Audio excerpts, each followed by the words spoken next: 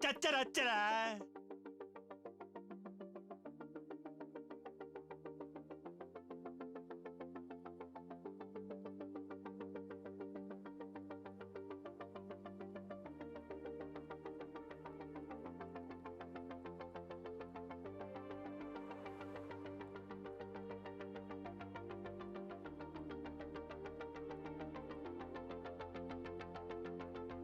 Oh, good evening, everybody. What is up? Hello, RV Winkle and Eva and Sacrificial Toast and Le Retro Spiso and R Dominic and Satellite Sun and Numberless Dread. Thank you so much for subscribing for 30 months. Hi, everybody.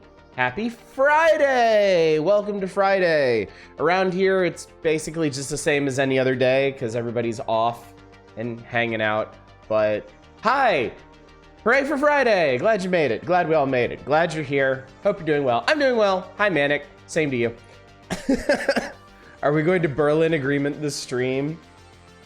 I will let chat do your thing. You're sussing out. I really hope not a roguelike shows up tonight. It would just be the most appropriate possible thing. Where's your top hat? I have to invest in one.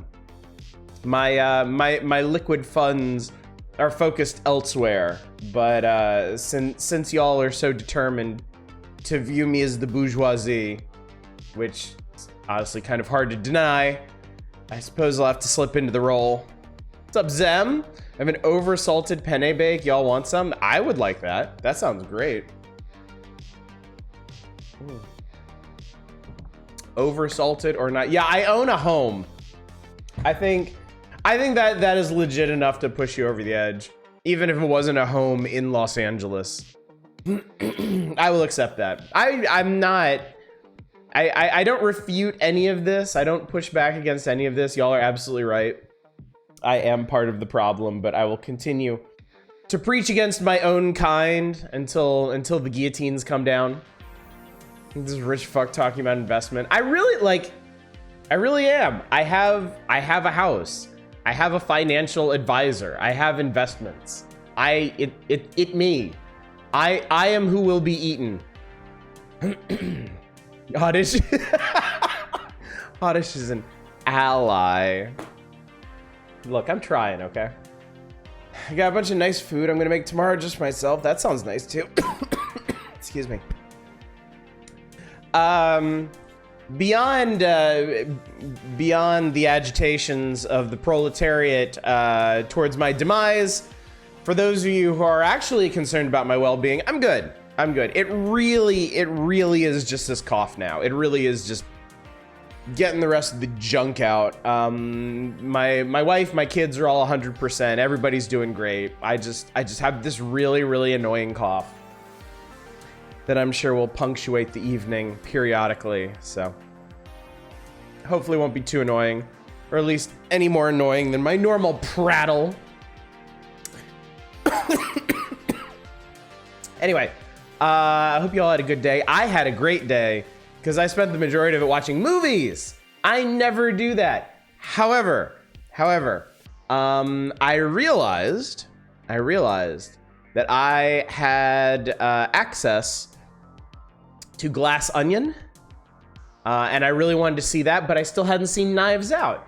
And I knew if I tried to come here tonight and be like, yeah, I watched Glass Onion, but I haven't seen Knives Out yet, y'all would be like, I mean, that's when the torches and pitchforks would come out. So I hopped on Amazon Prime and paid my little fee, and I spent the morning watching Knives Out, and Knives Out was great.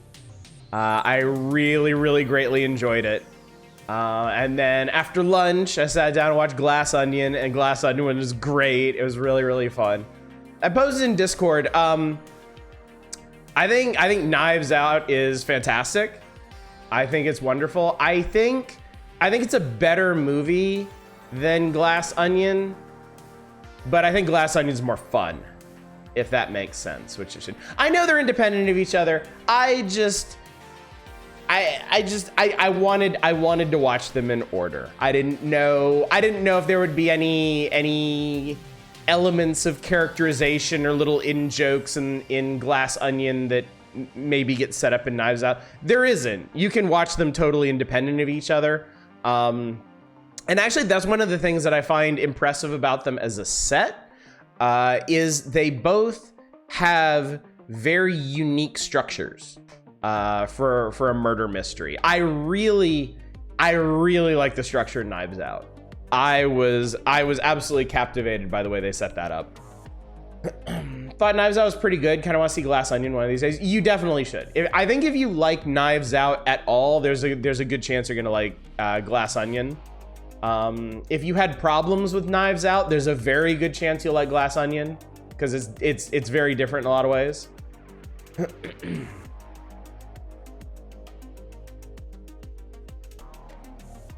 Glass Onion feels like a drawing room gentleman detective story.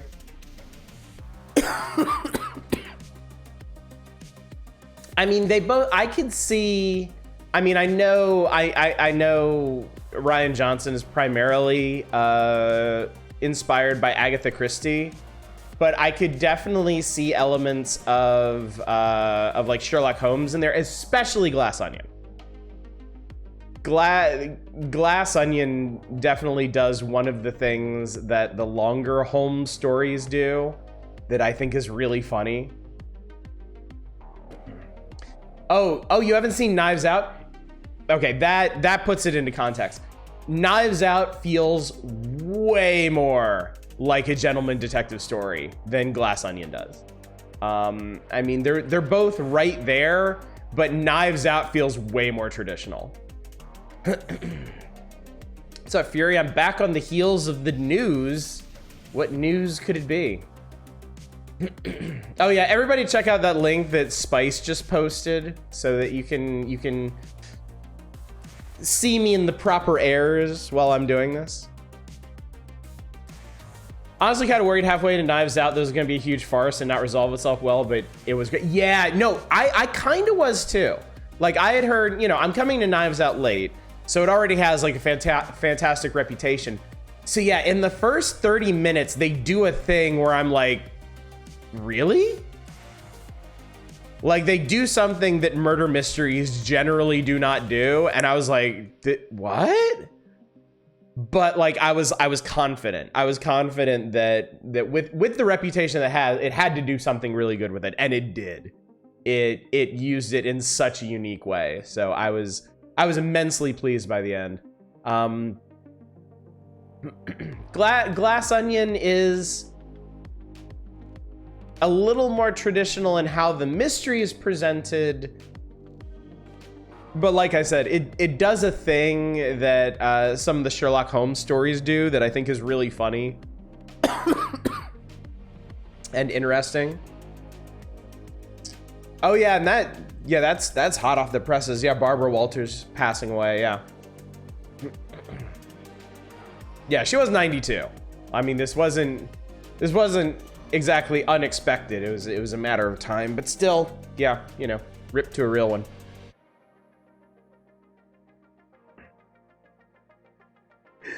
Everyone's perfectly cast. I've never hated a group of actors I've loved more than in Knives Out. Oh god, yeah, everyone in that movie is so well cast. I kind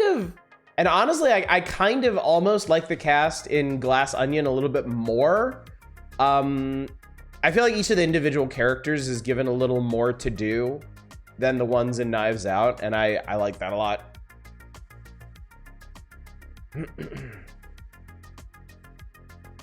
I'm amused by the mad reviews of Glass Onion. Like, really? I mean, it's...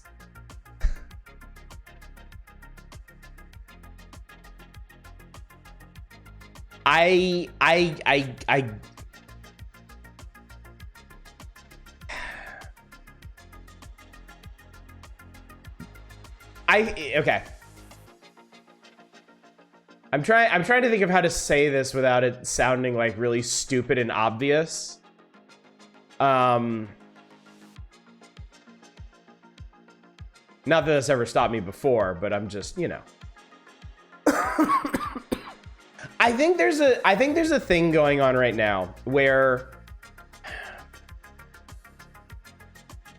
people, well, not people, conservatives are they're fighting on all fronts now. It used to be, I think it used to be that conservatives would pick they would pick an element of politics somewhere and they would harp on that for a while, whereas modern conservatives are just looking for any message anywhere that they can fight against, and then they will fight it.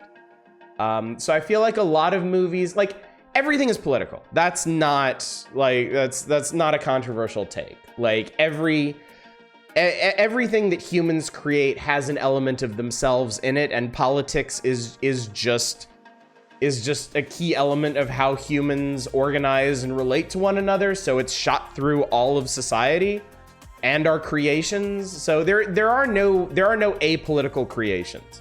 You can't take politics out of art. That's one of the dumbest fucking things anyone could possibly say. That being said, I don't think conservatives before have ever been so ready to pounce on messages in like any possible movie. Like, they're looking for it. They are like hunter-killer drones seeking anything that they don't agree with. We need a new Columbo for the 2020s. We absolutely do. We very, very much do. I agree. I didn't like Glass Onion as everyone was too over the top and only one character I cared about. See, that's legit. That is legit criticism. I could totally see not feeling it, especially coming off the heels of Knives Out. It has it has a wildly different tone, and it's a lot more comedic. It's a lot more out there than Knives Out is. And if you don't prefer that, I totally understand that. That's fine. But yeah, the people my favorites are the conservatives who try to critique it as a mystery, and in doing so just reveal their whole asses and how they have no idea how mysteries are constructed. We complain about everything, we'll get a win eventually. Yeah, just a shotgun approach to it. Yeah, exactly, Nair. Politics is pretty much just how we treat one another. So naturally the authoritarians are going to be the ones who come down and say like, we can only discuss politics in this narrow band where I can get the upper hand here. It's not okay to discuss politics in these other forums. So.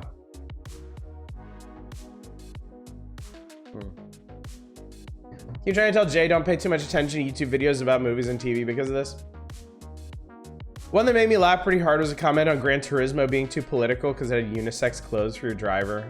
Jesus Christ. A lot of stuff like has just like boiled down in such depressing ways. Like, people complaining about things being woke.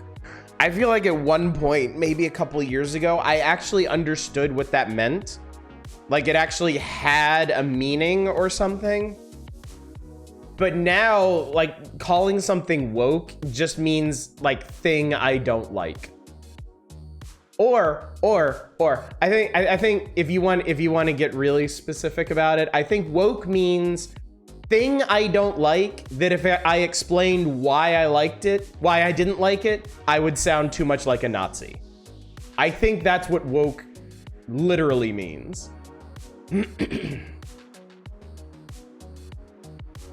Who'd you cast as Columbo? Tony Shalhoub? We already had that show. I was thinking the same thing. You want to get back into before we leave? I think they changed the logistics system since you played it on stream. Oh, okay, cool. Yeah, I installed it yesterday, and I was gonna excuse me. I was gonna play it today, but I ended up watching movies instead. So I'm probably gonna get to it this weekend. So I'll keep that in mind. Really looking forward to revisiting that one. There are only two genders, male and political. Yeah, Tony Shalhoub would, he would make a great Columbo, but he would also suffer for the comparison to his monk character.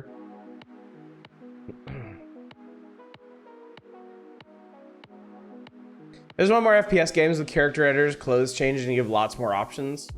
No reason not to. No reason not to, really.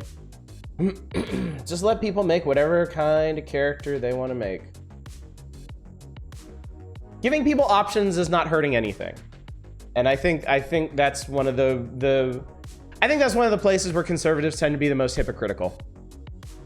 Is they agitate about being for personal freedoms and liberty and whatnot, and then they will jump all over a video game for letting you choose pronouns.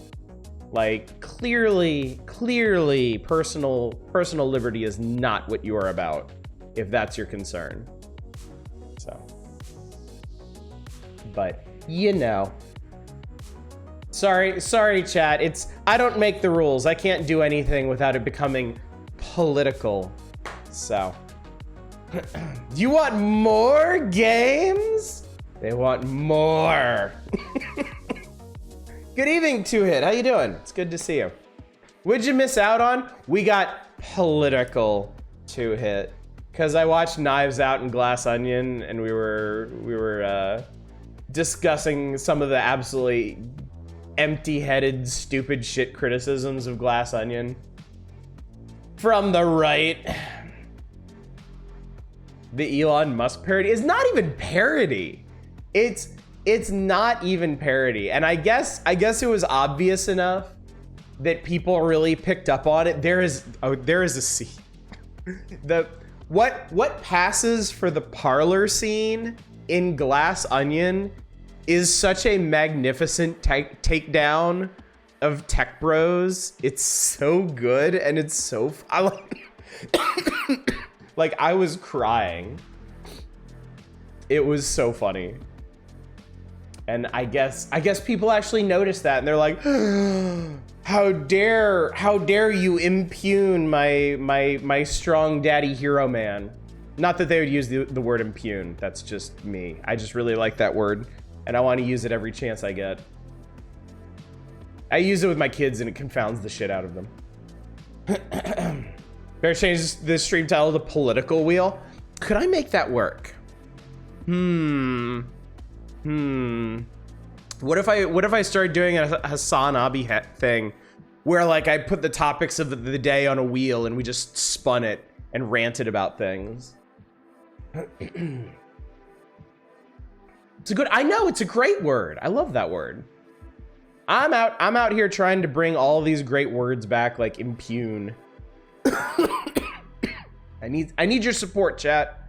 I need some commitments from folks that you're gonna go out there and you're actually gonna use the word impugn in your daily life. Embiggen, that's a good one too. For different reasons though. I learned today you can turn a Miss Handy robot into a synthetic and then romance the synthetic version Fallout 4, so that was cool.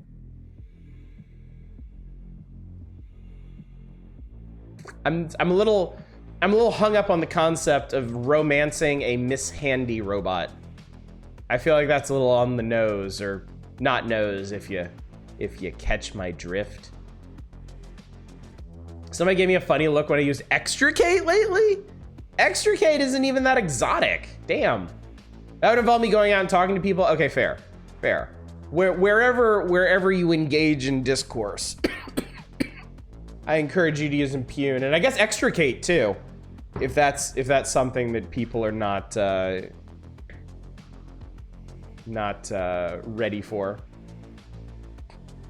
Use impugn, it works. See how that goes. Preposterous, you scallywag. The AI in Fallout is incredibly advanced. Excuse me. AI in Fallout is incredibly advanced. I just thought it was a neat thing. Yeah, I'm hung up on the name Miss Handy, but that's just me.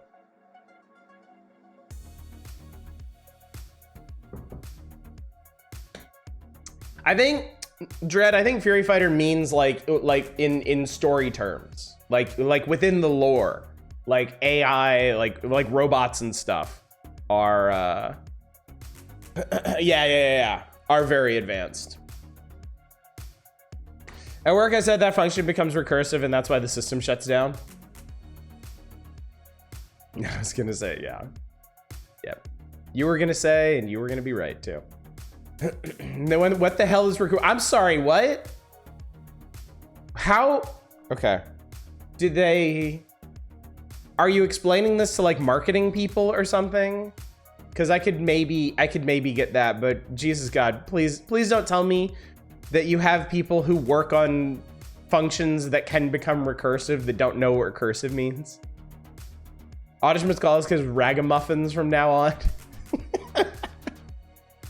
I could use an overly verbose term of endearment for them like that. We never learned recursive handwriting in school. Okay, I won't tell you then. Okay, thank you. Save a couple of my brain cells, I guess. Ruffigans. It's rascally, oddish ragamuffins. Those ne'er-do-wells. Oh my god. Anyway, chat. I actually have something to discuss with you before we get into the wheel proper. And the wheel proper has its own wind-up period. So I should probably go ahead and get into it because I don't know how long this particular discussion is going to take. Hopefully not too long because it's really just me sharing information. But I do tend to get off track very easily, so. I got you, Fury Fighter. It's cool. It's cool. Lemon marmalade is good. Oh, I bet it is. I love lemon stuff. I love lemon sweets so much. Lemon bars and lemon cakes and lemon cookies especially. I adore lemon cookies. More democracy. Yes, more democracy. Here's the deal. Here's the thing. And I don't have a fancy graphic for this for y'all to make fun of. I apologize. I would have done it today, but I was too busy like drinking in cinema with my eyes. So here's the thing. We are playing Fallout 1 presently, and I suspect that we may finish it next week. If not next week, early the next, just based off of what I know that we still have to do and the speed at which we've gone through everything so far. So with that in mind, I've decided that we should go ahead and start a new vote from Monday, not tonight. We're not starting a new vote tonight. I'm going to start it on Monday because I think it's only fair to start it. Since it's a Monday, Tuesday, Wednesday, it's for a Monday, Wednesday, Tuesday game. Monday, Tuesday, Wednesday game. Woo. I feel like it's only fair to start it on Monday and stuff. Invoke the G. Give him the G. So I wanted to share with you what I was thinking in terms of options for this. Just so you'd have a bit of preparation. You could kind of consider your options before being put on the spot for them. So for once, I'm not being super coy about this.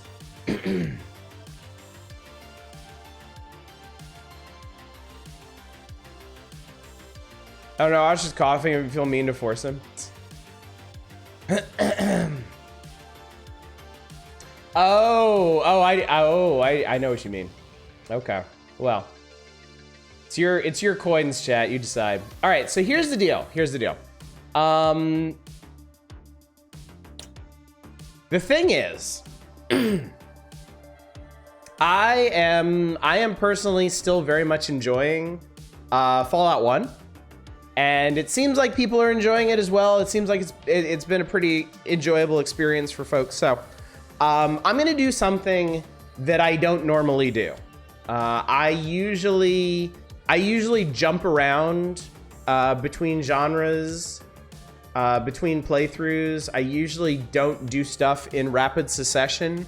However, I feel like this is kind of a special case because I am enjoying this so much, and I don't predict being sick and tired of it by the end, because we're honestly getting to some stuff that I really, really like that. Anyway, all of this is to say, on Monday's vote, I am going to give y'all the option to vote for Fallout 2.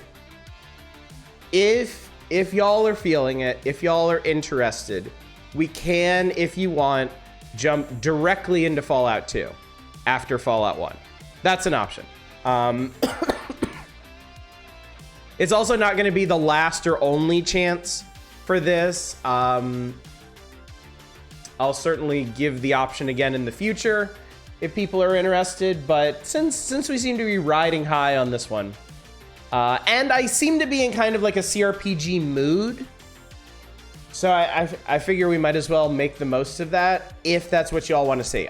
There's also another CRPG option that I'm going to put on there if y'all feel like more RPG, but not specifically Fallout. And the one that I'm going to put on there for that is Icewind Dale. Because of the old of the old Infinity Engine games that I have played, and I have not played many. Icewind Dale is the one that I played the most of, and I like it. I think it's a neat game, and I just picked up the enhanced edition. So, what's up, Arcane? I am going over voting options that y'all are gonna have on Monday because I've been thinking things. I've had some thoughts. So basically, excuse me.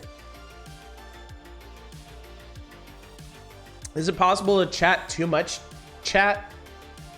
I guess you're the wrong folks to ask about that, so. So the first option is gonna be Fallout 2. I am giving y'all the option of jumping directly from Fallout 1 to Fallout 2. The other option, if you would like to continue doing CRPG stuff, but don't specifically want to continue directly with Fallout, I'm gonna give you all the option of Icewind Dale that we can play. Put lemon in your water full, it'll help. Gargle with mouthwash. I don't have mouthwash. So those are two options. Three more options. Your Ardom is putting out Morse code.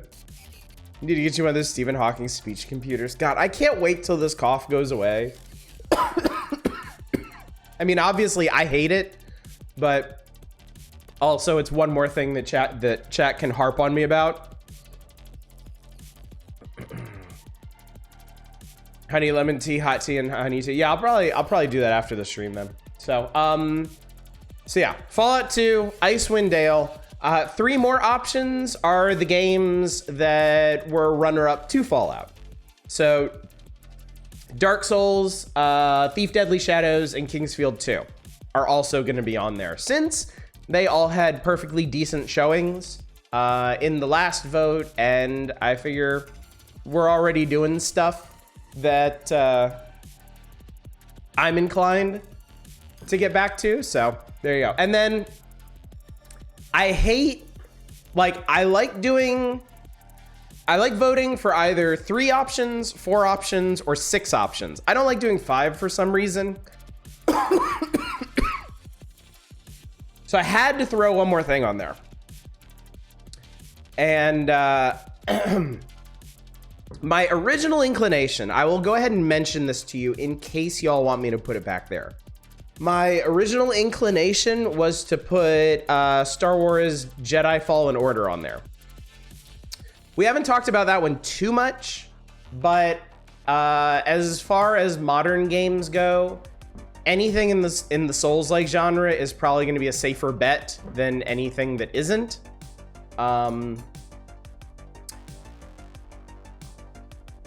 However, I'm thinking that I may just want to do that one myself. So if y'all want me to put that on there as an option up against Fallout 2, up against Icewind Dale, up against Dark Souls and Kingsfield and Thief, I can do that. What I did end up throwing on there instead is a older first-person shooter that I've talked about doing that I really like, and I feel like has more or less been forgotten by history. Tron 2.0. I would really like to stream that one at some point. So I figured that was a good 6th dark horse option. Again, if y'all really want to see Jedi Fallen Order, I can swap it back out, but I will say this. This would probably be the last chance for Jedi Fallen Order. Because I do want to play that game.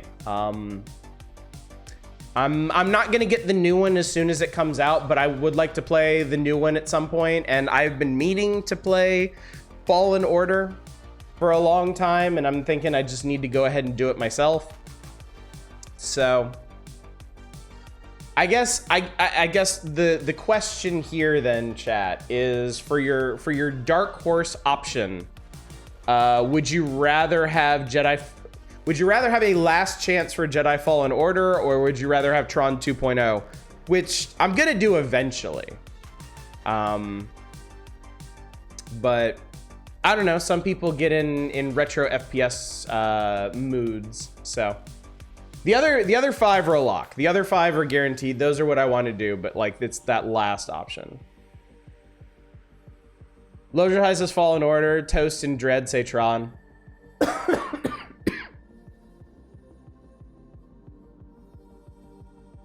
I've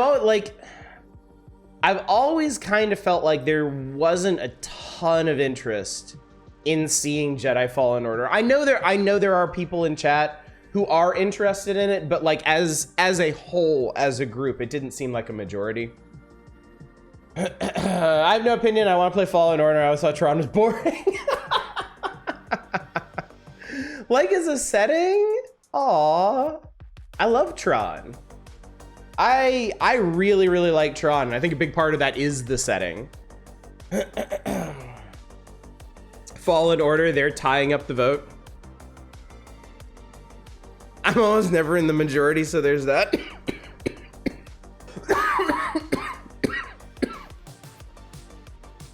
If there's not a strong inclination one way or the other, because again, this is going to be the dark horse option. I'm not anticipating either of these winning if I put them on there. But I also don't always know the temperature of chat. I don't always know which way y'all are gonna swing, so. Tron. Fallen Order.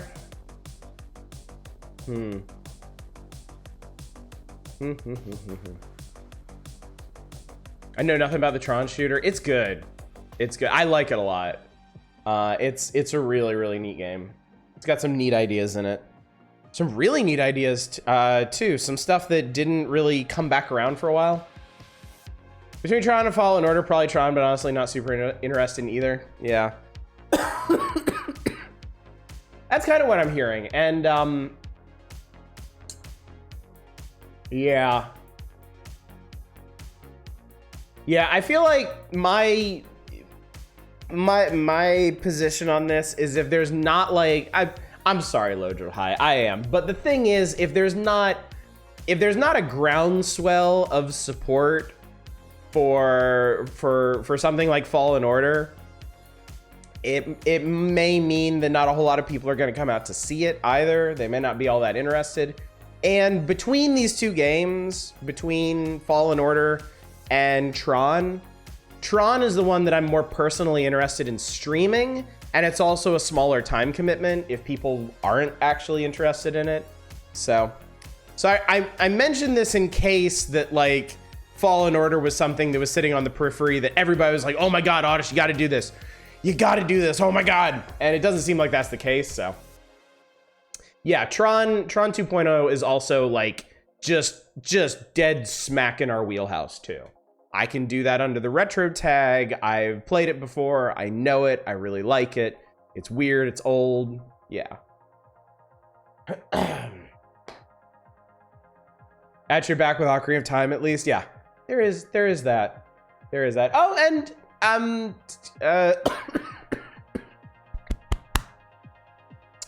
sorry.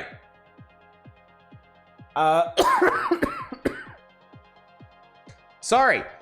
If it is any other consolation, with that new EverDrive that I got, it's more likely than ever that I can do more Zelda games. Like, we're already, I think the next one on the list is already Link's Awakening, but now I have a nice option for doing Oracle of Seasons and Oracle of Ages too. So there is that. Usually push for something twice. I tried Ecstatic it twice and didn't quite win, so it's up to Oddish now. Fallen Order's PC has hilarious run animation. It looks like he's shit. Oh my God. Still sad we haven't gotten Blood Fresh Supply. I have streamed Blood. Blood is hard. I'm not good enough to play Blood. I've done a couple levels of Blood and got my ass thoroughly kicked, and I was like, well, that's good for me, I guess. Spirit Tracks. Minish Cap. Yeah, Minish Cap's a GBA game, right? Yeah, I have access to that one now, right? Hang on.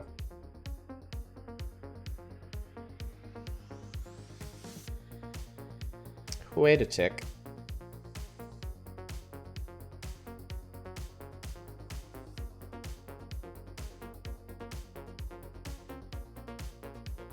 Oh, that's Legend of Spyro. I'm sorry.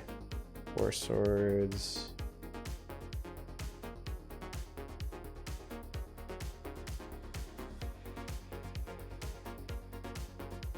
Yeah, look at that.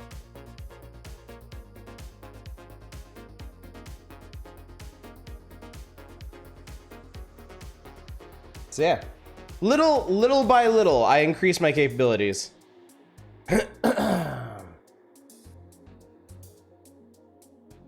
Fallen Order has amazingly jank parkouring. Off topic, Tad, any chance we'll do the old Apogee side scroll? I would love to. I actually put that up as a voting option. It was ages ago because I own all of the old like 3D Realms and Apogee games on Steam. And I offered to do like a series where we played through like all of them. And it didn't garner a whole lot of attention, but honestly, that's one of those things that I personally want to do. So it'll happen eventually. I just need to find the right time for it, I think. Probably might be something to fill in between like really big series.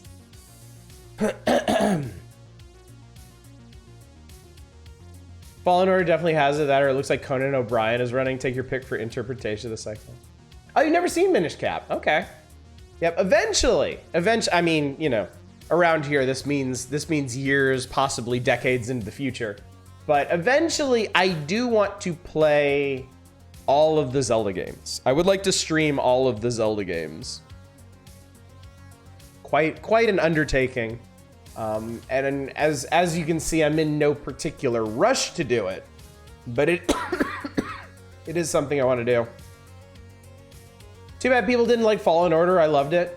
I mean, I anticipate liking it a lot, but it seems like one of those games that's just not gonna stream well around here, unfortunately. And that's just a reality I have to face when running a channel. Anyone else have a soft spot for games with the full creative character stuff? Oh, definitely. Yeah. I should hope a lot of people do.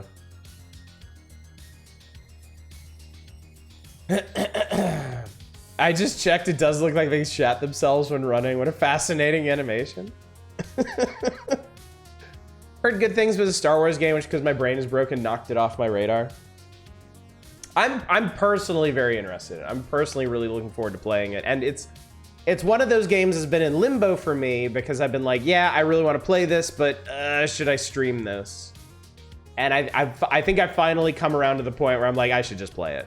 I just need to play it for myself and enjoy it. So, which, you know, sometimes that leads to a better experience. Streaming a game and playing a game in my own time are very, very different experiences.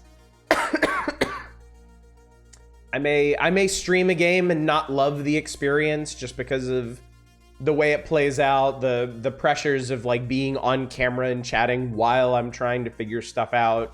And having the back and forth with chat versus just being able to sit here and like tunnel vision something. So, and I mean, a lot of Souls-like stuff is kind of off limits to me because I'm planning on streaming it. So it would actually be nice to take something like a Souls-like game that I've actually been really, really looking forward to and being able to just kind of consume it the way I want. So yeah, this is probably for the best, honestly. So, and again, even if I did put it up for a vote, it's up against some really tough stuff. So, main villain in Fallen Order did an amazing voice acting job. She loved playing the character. That's really cool. You can always tell when a voice actor really gets into their role. That's exciting. That character is also in that dumb Star Wars phone game I play. She's actually really important. So I haven't gotten her yet, but I will. Dave will tell you I'm on the hook for it eventually. Never really get into role-playing, so I usually just prefer my protagonist to just have a character.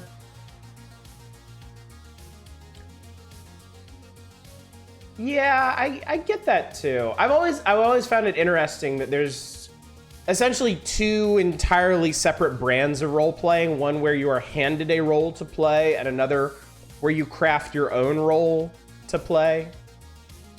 And they're not necessarily at odds with each other, but I can definitely see where you would be in the mood for one and not the other.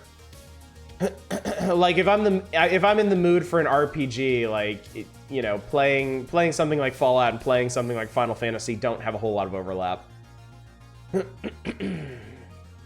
do a lot of mental role playing, so much in fact I had to restart a billion times to try and get the right start and just never beat the game. I played a handful of Star Wars games, and Jedi Academy was your favorite, more than KOTOR 1 and 2, which speaks to my bad taste. I wouldn't say that at all. I'm actually kind of curious how the KOTOR games have aged. I kind of want to go back and play the first one again. I never actually finished it. That was another game where I got right up to the end game and I was like, I've had enough of this. And I wandered off and did something else and never went back to the playthrough. CRPGs don't hold a candle to tabletop RPGing. I can do stupid shit like steal the innkeeper's clothes and his cat or whatever. True. Like you'll never, I don't know if you'll ever really be able to capture the same level of just emergent idiocy that you can get in tabletop role playing in any kind of like computer simulated role playing. Just because you have that interplay with the game master and they can adapt to what you want to do. But, you know, it's just limitation of the medium. You know, it's on the bright side, it means tabletop role playing is never really going to go out of style, like, because you're never fully going to be able to capture those experiences. You'll be able to offer different immersive experiences, but not that specifically. And I think there's a little bit of comfort to be found in that, because tabletop role-playing is such a special experience, really. No, chat, we're supposed to be having the X isn't a roguelike argument, not the CRPGs aren't actually role-playing argument. You never know what you're gonna get on a GPG stream. You never know which way the wind blows around here. That's the other thing. I'm also hiding the games from you, so you don't have anything to argue over. I'm not doing it on purpose either. It's just this OBS interface, I've actually zoomed it way in for my Fallout streams, and I was just too lazy to undo it. So if I put the wheel on here, it's gonna obscure everything. So I'm just lazy, chat. That's where all of this stuff comes from. I'm just lazy. That's why half the things on this channel work or don't work the way they do.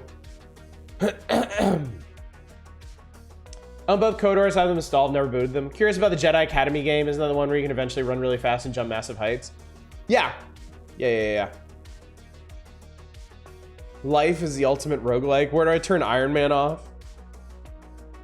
I don't recommend the ADHD, depression, anxiety items.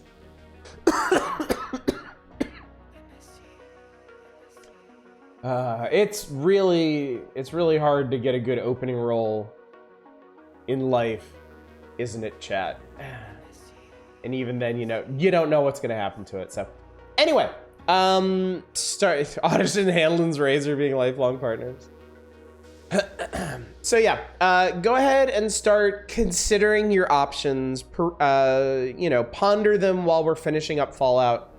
But yes, Fallout 2, if you really want to keep going with Fallout. Icewind Dale, if you really want to keep going with CRPGs but don't want to do more Fallout. Dark Souls, if you want to do Dark Souls. Kingsfield, if you want to do weird old FromSoft game. Thief Deadly Shadows, if you want to do, if you want to continue the Thief series, which is always on the table. And Tron 2.0 as the dark horse, weird retro FPS thing that absolutely not enough people know about, because that's a really cool game. Do have a party I need to go to in half an hour or so, so if you get Dean to lift a finger for 5 seconds so we can see the games, that would be great. Oh my God, Eva, you're so demanding. Christ, do I have to do everything around here? Fine, Jesus. Just for Eva, chat, we're gonna skip ahead about an hour and start talking about the video games. Here they are. Look upon ye works, ye mighty, and party, I don't know. Anyway, 13 submissions were made to the wheel this time, and if you forgot the prompt, you didn't forget the prompt, but as a streamer human, I feel obligated to contextualize everything that I do.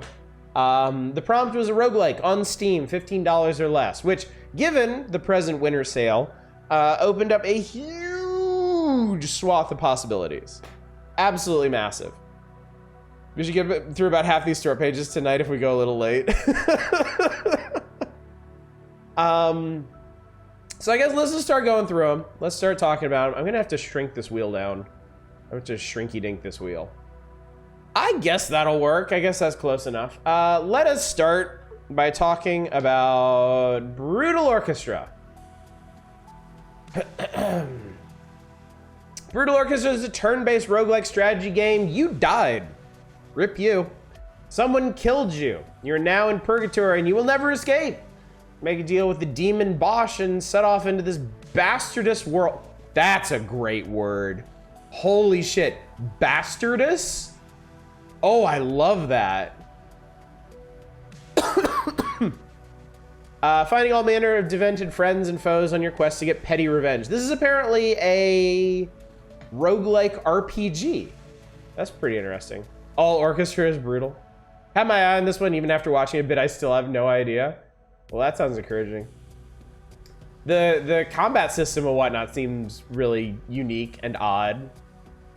Also these designs, like what the fuck am I even looking at? There's a lot going on here. But yeah, this is a very singularly strange option. This game is great, really good, cool combat, and the style is incredibly unique. Someone got inspired by Lisa and Junji Ito. Color me intrigued, chat. All right, that's option one. Option two is Griftlands. This one's been thrown around a couple times in the past. Griftlands is a deck-building roguelike where you negotiate, fight, steal, or otherwise persuade others to get your way. Every decision is important, be it the jobs you take, the friends you make, or the cards you collect. Just an absolutely lovingly animated trailer right here, but I'm gonna skip ahead to the gameplay-looking stuff. Card Battler. This one seems to be a party-based card battler. Or I guess everything is abstracted to cards.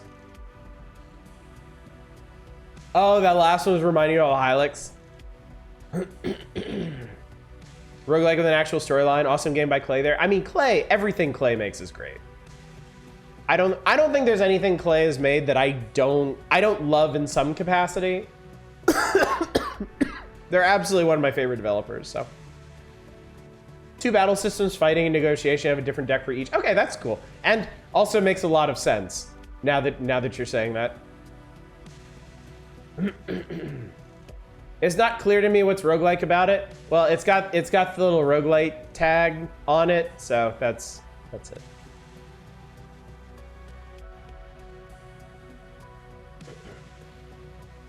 I've heard multiple people refer to this as a roguelike, so I'm not really questioning it.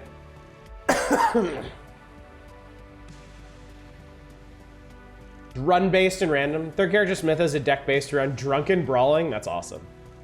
That sounds really good. All right, Brutal Orchestra, Griftlands. Third game up is Terra Randoma. Terra Randoma is a turn-based roguelike RPG in a procedurally generated open world. Travel a world full of curiosity and perilous dungeons, a world of mystery and danger. Chat, Develop your character however you want with skills, talent stones. I was gonna say talent and stones, and randomized items while you discover an ancient secret. This was released 2 years ago, still in early access. Looks to be a one-man or small team passion project. So could be interesting. Could be very, very interesting. I like the slug guy. Turn-based roguelike RPG in a procedurally generated open world is pretty ambitious. That's aiming pretty high, so. Been updating regularly since release. That's good to hear. That's quite good to hear. Yep, 2 years in early access. Update 22, back in the beginning of December. So yeah, nice. Very cool. Very cool indeed. Or is it, chat? Okay. This fourth one needs no introduction.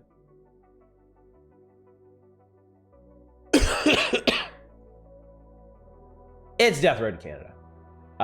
Control a car full of jerks, they explore cities, recruit weird people, rescue dogs, argue with each other, and face gigantic swarms of slow zombies randomly generated for new story and rare events every time you play. Cool it, chat. Cool it. We streamed this a million years ago. Like, holy shit, a long time ago. And actually beat it on stream. I have recorded proof of this. You can go on the YouTube channel. You can look it up. I did actually beat the game. Go me. And I have not played it since, much to my great shame and chat's consternation. There's some folks in chat that have been agitating for us to play this game again for literal years. So I died 3 times. It was great. So yeah, if this one wins, if this is selected by the wheel, it's going to be the culmination of so much waiting and wanting. So it might give it a that was gross. Might give it a bit of an unfair advantage if it does make it off the wheel, but we'll see. Next one is known as Crown Trick. Pretty sure the crossing of Canada in this game is meant to be a place that's like a half-hour drive for me. That's funny.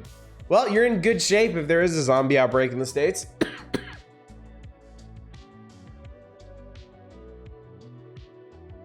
Enter a labyrinth that moves as you move, where mastering the elements is key to defeating enemies and uncovering the mysteries of this underground world, with a new experience awaiting every time you enter the dungeon. Let the power bestowed by the crown guide you in this challenging adventure. Yes, Crown Trick is indeed $5. Or actually, let me see here. $4.49 if I really want. $4.49 if I really want to cheap out, because apparently I own the other game in the all-action dungeon bundle. So there is that. There are a lot of roguelike bundles on Steam, I've noticed.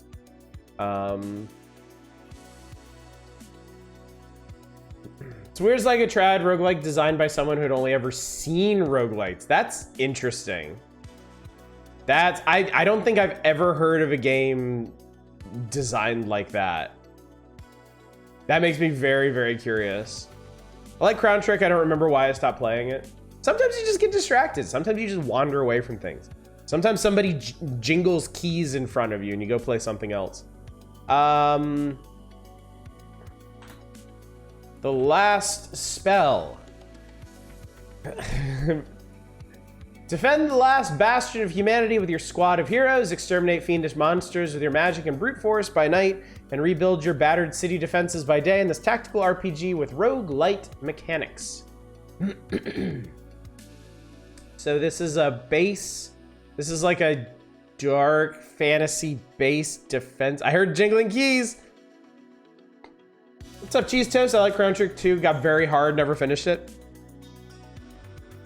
I really like the art style in this. It's a very pretty game. Seems to have very tactical combat.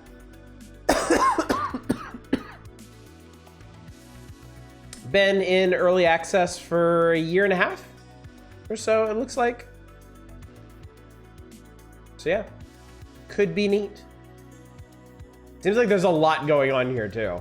Like a whole lot. Might be a very mechanically deep game.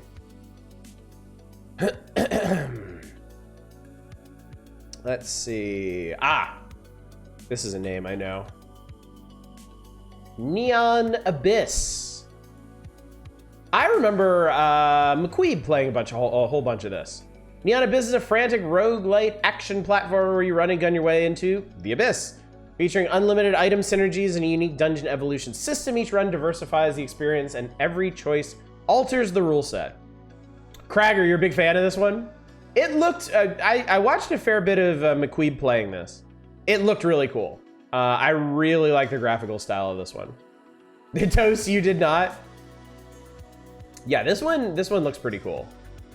This one looks pretty cool. And I think when it comes to roguelikes, it's easiest for me to get into platformers or action-oriented ones. I'm interested in all kinds of roguelikes, certainly, but like the more tactical and more strategic they are, the harder it tends to be for me to come to grips with the strategy. Whereas something like this is like run around and blow things up. I can do that. And it's kind of easier for me to make progress and stuff like that. Dang, those super saturated glow lights. Soldak's next game is Din's Curse Terraria. Oh, that could be really cool. Felt like it straight lifted every mechanic from Binding of Isaac, put a different perspective and called it a day. I ain't against that. I personally have no problem with that. If there is one thing I would change about Binding of Isaac, it's the fucking aesthetic. Way easier to get game-breaking builds than Neon Abyss. Stuff like that could just be really fun, you know? Ah, I know this one well. It's been ages since I played this. Golden Crone Hotel. Golden Crone Hotel is a gothic horror roguelike. Fight vampires with sunlight or become a vampire yourself and sneak in the shadows. Combines classic turn-based combat with dynamic lighting, an innovative potion system, and fast-paced gameplay. This game is really good. This game is quite good. I reviewed this. I think this was part of the first Roguemas I ever did. I think this is one of the original 12 games that I reviewed, and it's good. It's quite good. I never mastered it. I never fully came to grips with all the mechanics, and I mean, it's been so many years now that I've probably forgotten everything I did know about it. So it's gonna be a whole lot of ineffectual flailing around if the wheel selects this one, but I do remember really enjoying this game a lot. What's up, Jada Potato? Just arrived looking at some roguelikes, I see. Indeed. We are spinning a wheel of roguelikes tonight, and we're starting off by familiarizing everybody with the options. This is a genre I have no real knowledge of, and Isaac being on the list means zero chance. The way characters move is giving you hide live eyes. This is a traditional roguelike. There's kind of traditional roguelikes, and then everything else that grew out of like the Binding of Isaac movement, basically. What other folks would refer to as roguelikes and roguelites. But a traditional roguelike is top-down, it's grid-based, it's turn-based. Every time you move, enemies move. Often like bump combat, where you just mash into other enemies to attack them based on your stats. Excuse me. Level layouts, and like enemies, loot, everything procedurally generated, and every time you die, you start the whole thing over again. So there are a lot of these games on Steam. Some very notable ones. I think Caves of Cud is probably the current most notable out of all of them. But there's a lot of them. Cogmind, Sproggywood. Some of the old ones like Ancient Domains of Mystery have gotten Steam versions now. I still can't believe that's how it's pronounced. I know. I know. It took me a long time to get used to not saying quad, but you know what? I just remember being really impatient with it when Audis streamed Bumbo. What did I do during that Bumbo stream?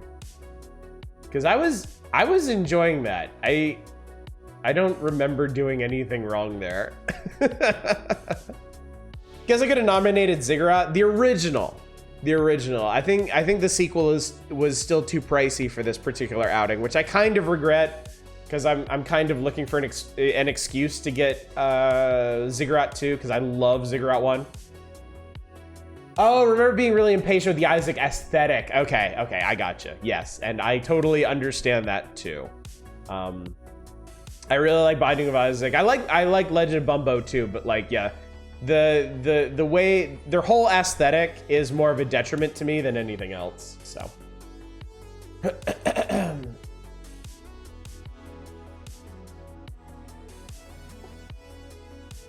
Anyway, really cool game. Yeah, Poop and Tumors. Had plenty of that. Had enough of that for a lifetime. All right, this next one. I love this next one. I am a huge fan of this one. A robot named Fight.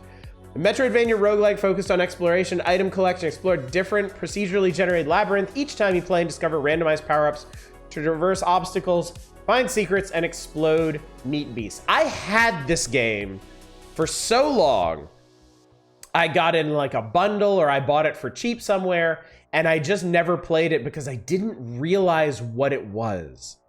And then, I mean, just like 2 years ago, back in early 2020, I guess, I just decided to play it, or I streamed a first look at it or something. I don't even remember how it came about, but I started playing and I was like, oh my God, I love this so much. It's a Super Metroid roguelike that actually works. That's not really obnoxious and frustrating and confusing. Like, it plays really well, it flows really well, there's a lot of really cool stuff to find in it. The progression is neat. Like, this is a great game. This is a really, really great game, so. Should give Golden Krone Hotel another try. I didn't click with it. You definitely should. It's a game that takes a while to come around to. It's not one that I think anybody except like hardcore traditional roguelike fans are gonna click with it immediately. But it's a really good game and it's worth the time. You love it so much, why don't you marry it? Robots Run tells you Super Metroid. It is absolutely Super Metroid. It is a Super Metroid roguelike with multiplayer, apparently. I didn't even realize it had that. Oh, it's on Switch too? It's also $1.29. So if for whatever reason you don't have this game and you like Super Metroid and you like roguelikes, please buy this game. Please just get it. It's absolutely worth it. I want a roguelike mod for Dusk? I'm kind of surprised they haven't shoved something like that in there. That seems like the kind of thing that New Blood would do on a lark. 144 Canadian. Oh, get off your ass. You can handle that. Okay. What's next? We're doing good. We're doing good, chat. 4 more games to look at. And then we can actually start spinning. Convoy. I've heard this one before. Fine, I'll leave. God. Convoy is a tactical roguelike inspired by Mad Max and FTL. They just straight up name drop FTL. When you cross a wasteland in search of parts for your broken ship presented in pixel art and set in a future post-apocalyptic setting, Convoy is a squad-based tactical combat roguelike in its core. Got a great big convoy. If you leave, I have to be the token Canadian. I remember this one. I remember the discourse around this one being something like people didn't feel like it was as well balanced as FTL, which, you know, FTL over the years has garnered plenty of criticism for its balance. So, but I've also always wanted to try this one. I've always wanted to experience it for myself. So, Beat Convoy once and didn't touch again. It was okay. Better off being the token Canadian. Now it's gonna be second. I know better than to click on things like that. Absolutely can't trust y'all. There's apparently a Convoy collection. What's this? Landinar Into the Void. This looks like a space convoy kind of thing. It's just Homer Simpson singing Convoy Oddish. Ah, okay. Still, I don't need that buried in my skull at the moment, so.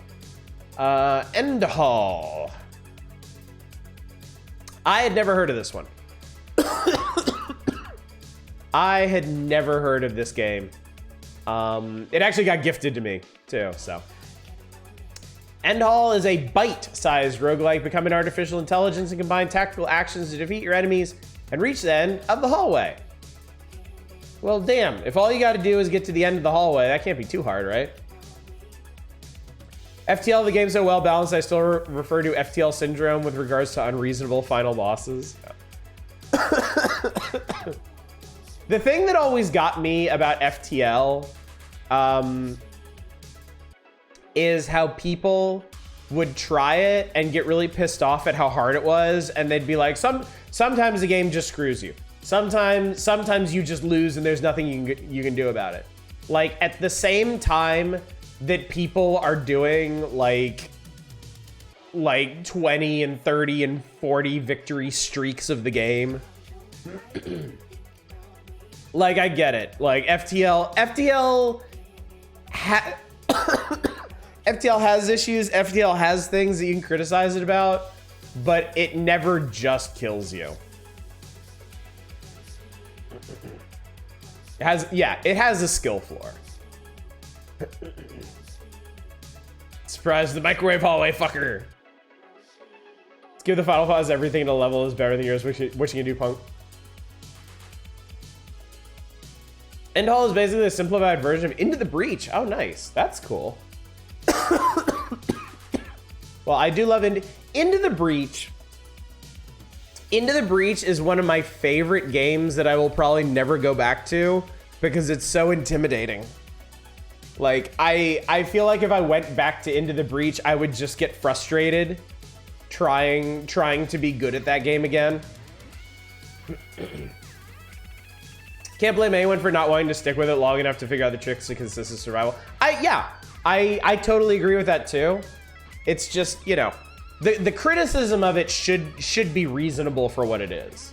It shouldn't be making shit up about the game. The advanced version was really cool. Oh yeah, they recently updated it, right? Still too cowardly to go back to it. 2 more games, chat.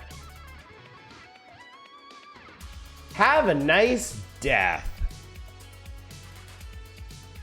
Have a Nice Death is a 2D action roguelike where you play as an overworked death whose employees have run rampant, completely throwing off the balance of souls in his vacation plans. In order to restore order, you have to grab your trusty scythe and show your employees who's boss. This is cool.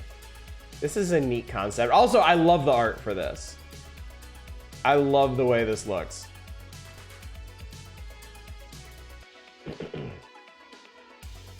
But this is a side scroller. This has a really lush art style. Like really, really, really nice.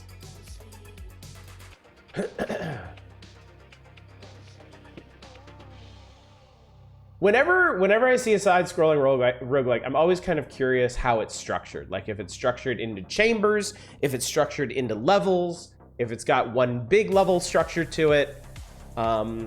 That kind of thing makes a big difference. That kind of thing makes a really, really big difference. So that's my big question about this. And I feel like every roguelike is contractually obligated to have an interface like this, where you're gonna get perks and you pick perks. It's become almost entirely ubiquitous to the genre. Oh, this is still an early access game. That's interesting. Came out back in March.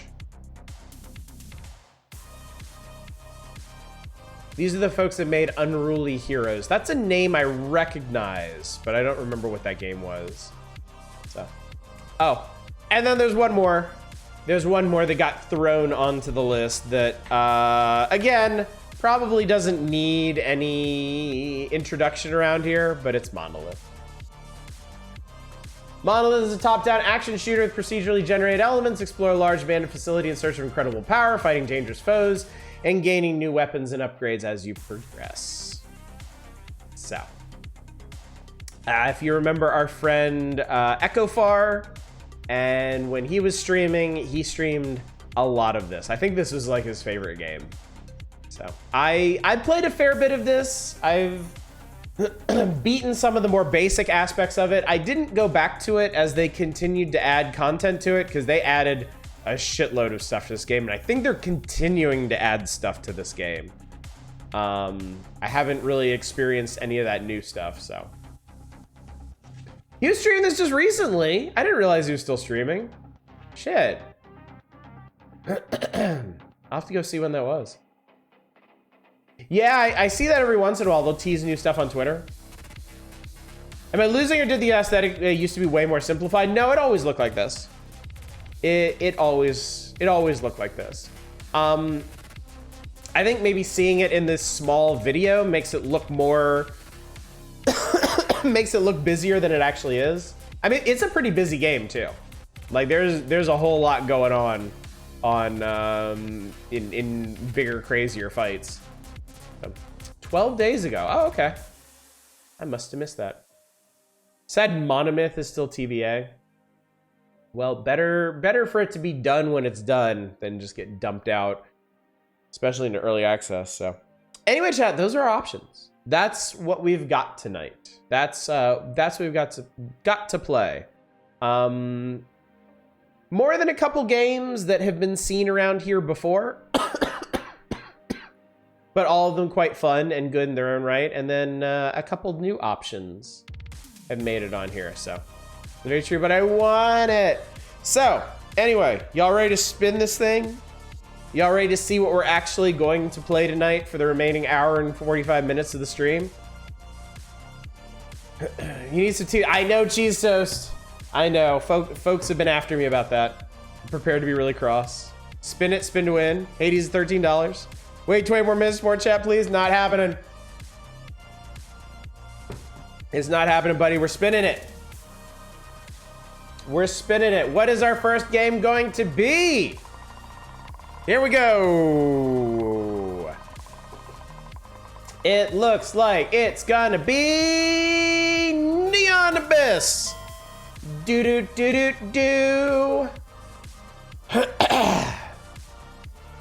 All right, so first game of the night, Neon Abyss. Good, cool. I've been wanting to try this one, so. One of the ones you were considering. Hopefully I end up hitting on some stuff that people are actually on the fence about. I'll be honest with you, chat. I was expecting more like newer roguelikes and releases. I'm surprised nobody went for, what's it called? Under the Dome? I've seen that streamed a lot. Maybe y'all have just seen that enough on other channels, but I'm really curious about that game.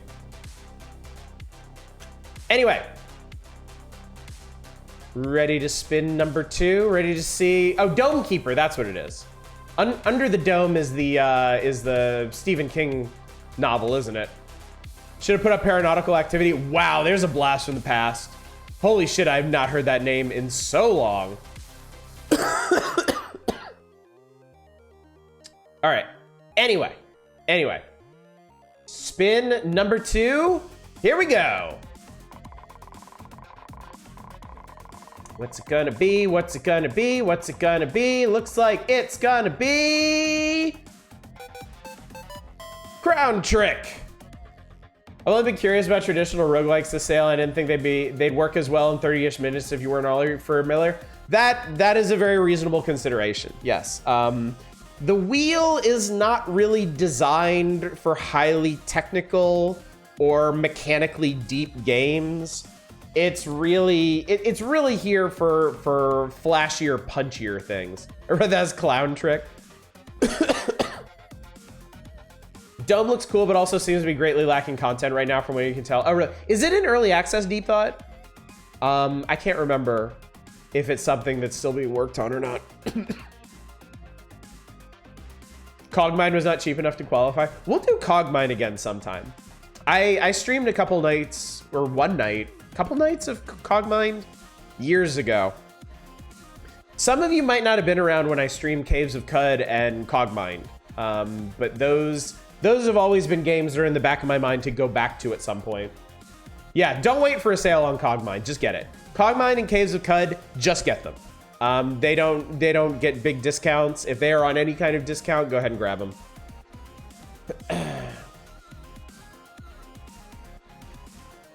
At the wheel for highly technical and mechanical games. The wheel isn't really made for highly technical and mechanical games.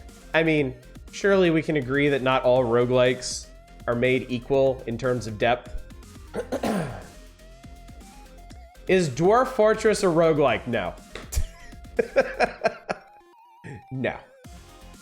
There are... I think you kind of have to throw out, like, building sims when you're considering roguelikes. Because, I mean, basically, if you really want to think about it, any building sim could kind of maybe be a roguelike if you took each individual, like, build as a run. And that's not a definition that I wanna fuck around with, so. They put adventure mode back in.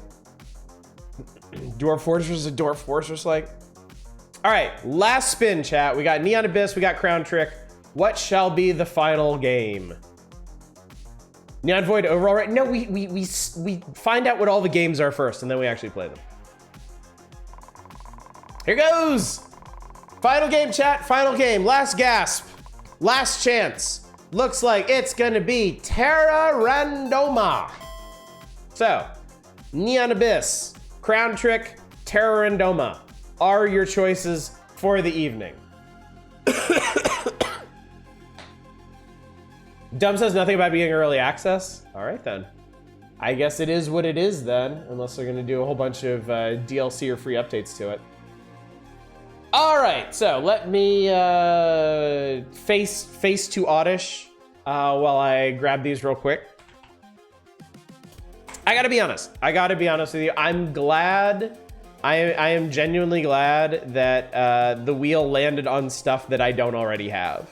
I'm never gonna stop y'all from picking stuff that I've played before, but I'm always gonna prefer the wheel being like fresh new experiences. I think there's just a lot more inherent charm and novelty to doing that. Dehumanize yourself and face to Oddish. Imagine if I invoke gnome mode right now, though. I mean, we're already like halfway through the stream. Nothing wrong with being a gnome for the actual gameplay. Nobody wants to look at this while I'm playing roguelikes anyway. And Terra Paper Santa hat? All right, close enough. You're right, it's a waste of coins. Wear a hat, fool.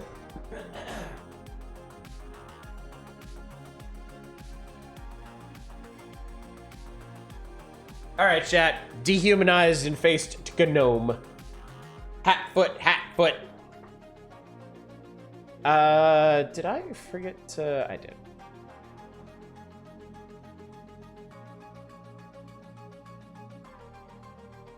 Yeah, a cheap out. This is why people are here. This is the only reason people are here. All right. Get this. Oh, for God's sake, really? Hang on. Dunce cap. Have your daughters make a dunce cap? Oh, my older daughter will be all about that. She would be all in for that. Let me see if I can get that going for tomorrow.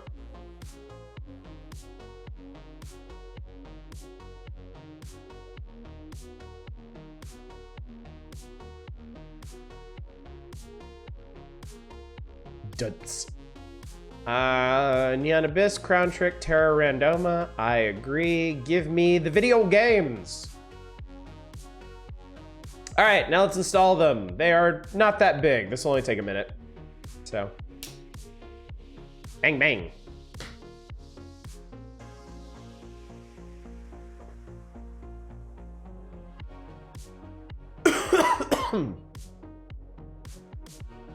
Shit, that was 3 days of Doomstream votes. Fuck, I was played. Can you all see the dot on Oddish's face? Yes, right here, yeah. Right here. I think we figured out, that's not like, here, where is it? So this is interesting. This dot is not like something around here shining on me, because you can see it's not moving right now. It's one of these RGB lights shining at like the perfect angle on the camera, and like, hang on, I can make it go away sometimes. Yeah, if I'm right here, it goes away. If I move a little bit like this, it comes back.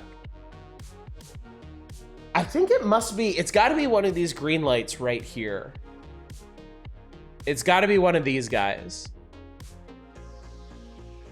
I think it's just oriented, it's pointing. Yeah. It's oriented, it's pointing in a way that is pointing directly into the camera, and it's making that little dot. Dotish? Yeah. Be respectful of the dot, okay? Great, now I can't unsee it. That's okay. Well, don't worry. We're gonna get started playing. I'm going to become very small in the corner. You won't have to worry about this anymore. In fact, let's jump over here. Let's stop this for a sec. Wow, we almost went all the way through that soundtrack I picked. All right, let us begin chat with. Actually, let me put this in the title.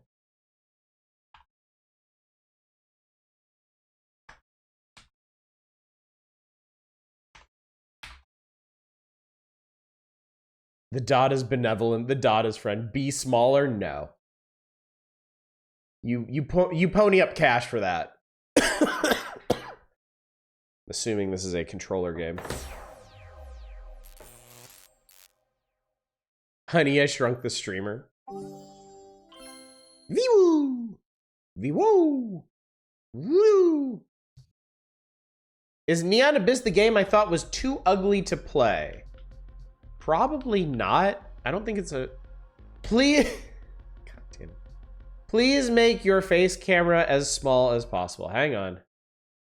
All right. So this is large and in charge Oddish. This is... How about that? How about that? I think that probably works.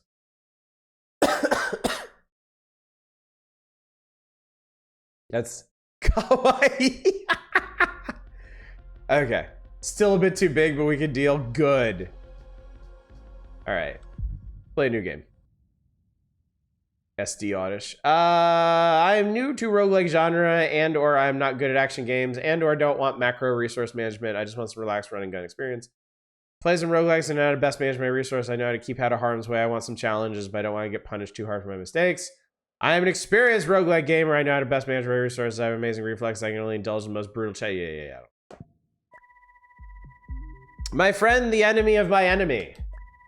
I'm Hades. No, you're not. Titan Group took most of my powers and destroyed your family.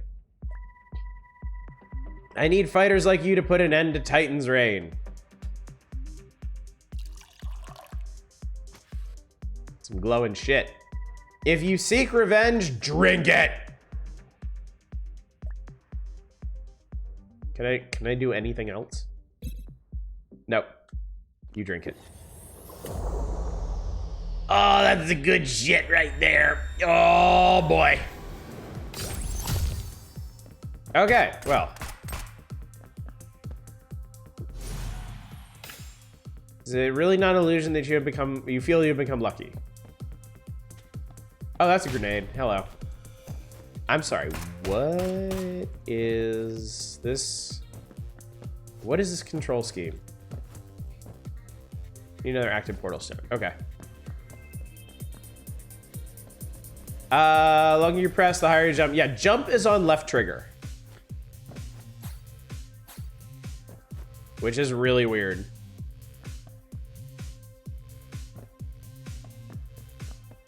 Jump through the jump pad.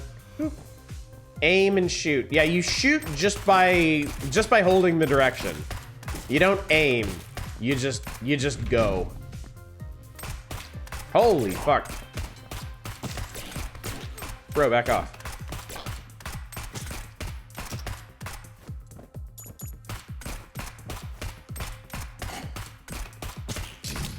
All right.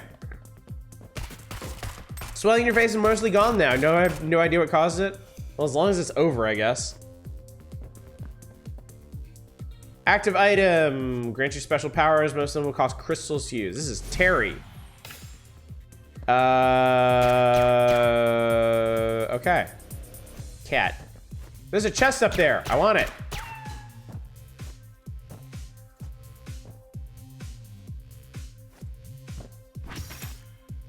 Oh, cool. Terry lets you float, jump. Okay. I got stuff. I like how you almost look like a UI element at this size. You need more practice. You need more practice to master throwing bombs. Use them to blast apart these stones. You can turn the grid trajectory in the options. Let's see. That's the X button. Are you supposed to aim these? No, you're not. Okay.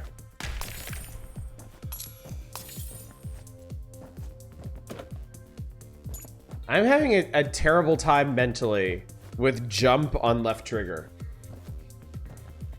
Eggs! These eggs will hatch into different pets as your adventure continues, though the process doesn't always result in success. Okay. Remap control. Oh, you can remap controls. We should probably do that. Controls. Remap. All right.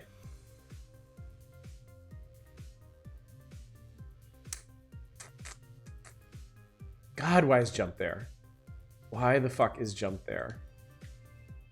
Right button is character skill. Right trigger is active item. Y is switch item. I guess we have a bomb on B. Jump by moving up the left stick.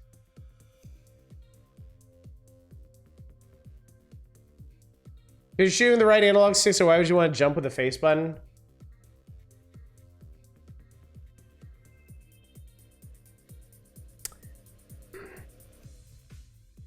I get it, but I still don't like it.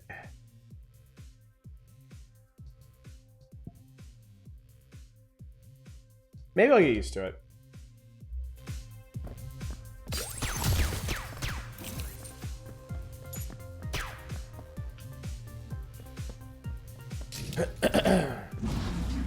George, got a pills. Damn, okay. Oh, hi.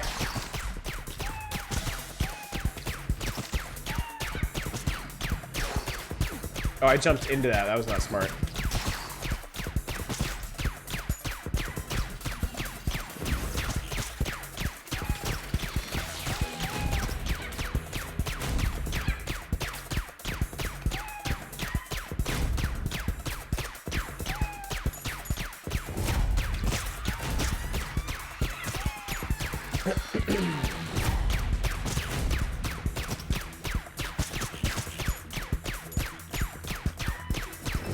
I think this is the game you dropped for not being able to deal with its aesthetic. So my thing with this, fission badge, increase bullets. Oh, nice.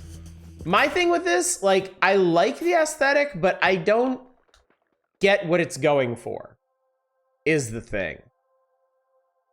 I don't get, like with Enter the Gungeon, like, that one's super obvious. Like, it has a very cohesive aesthetic. Binding of Isaac is fucking disgusting and awful, but it has a very cohesive aesthetic. I don't get what this one's going for. Sure, let's go in here. Hi, what up? He don't talk, apparently. Key, armor, buy mustard poop, and the Song of Joy. I can't afford anything. That's great. Seems like a bit of a mishmash. It does, doesn't it? It does seem like a bit of a mishmash. Unlocked. What's this? Ooh. I made fighty happen.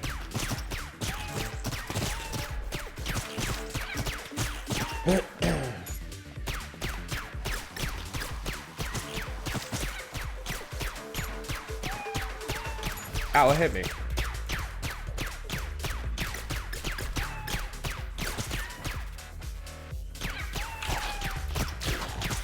I guess I stepped on one of those hot things. Use this. Nade, armor, okay. What if Greek Underworld was a drug-filled club experience? Basically, dance club God of War? Okay. That's an interesting idea, but at the same time, I also don't really get that from the monsters, so.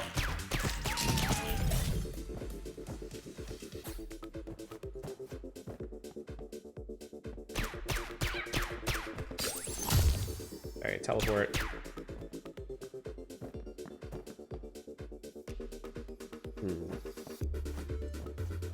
I can't get up there.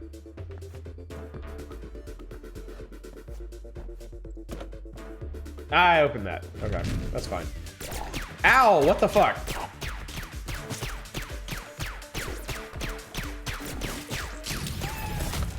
Hatching failed, it's empty. Well, that sucks. Wait, why did I not get that crystal? We don't need no stinking keys where we're not going. The cat gun is meowing, yes. The cat gun has a lot to say. No, go down, jackass. Gotta go buy everyone New Year's party time. Have fun, Eva. Have a good one. Enjoy your party. Thanks for coming out. See you on the other side, I guess. Oh, right now I am planning to stream tomorrow. Karsa, crazy girl who throws bombs above enemies. Okay. Yeah, I think my kids are gonna be spending New Year's in Animal Crossing. So I should have time to stream tomorrow. There we go. There's a bunch of keys. Hot diggity damn. And there's the boss, I guess, along with another key. Have this shit, thank you. I'll be here, the gout means no drinking, so yeah, that sucks. Cat gun has better dialogue than High on Life. Not that that's hard. Oh, that's a, god damn it.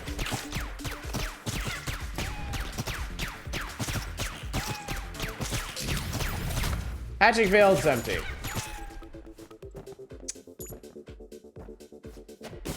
Why not just give like fewer eggs instead of having some fail? Ooh, what's this? Firepower badge, X-ray. What's an X-ray? Your bullets can pass through enemies. That seems really, oh God.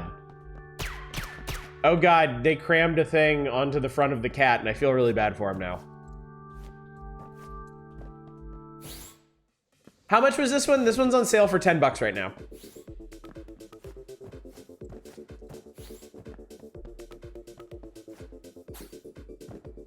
Let's do a teleport back to here. Did I? I totally just skipped this key. Good thing it showed up on the map.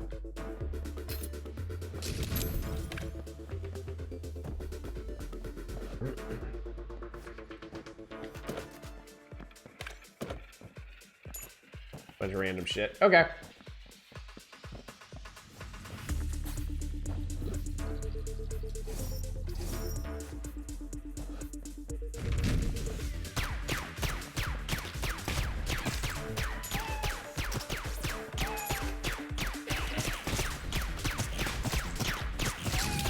X-ray seems good. Yeah, hatching failed. I had 4 eggs and I only got something out of one of them. That seems like really shitty odds.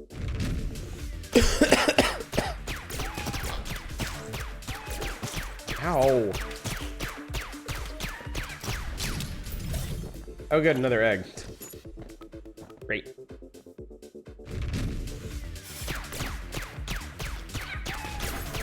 Whoa! I don't like those guys.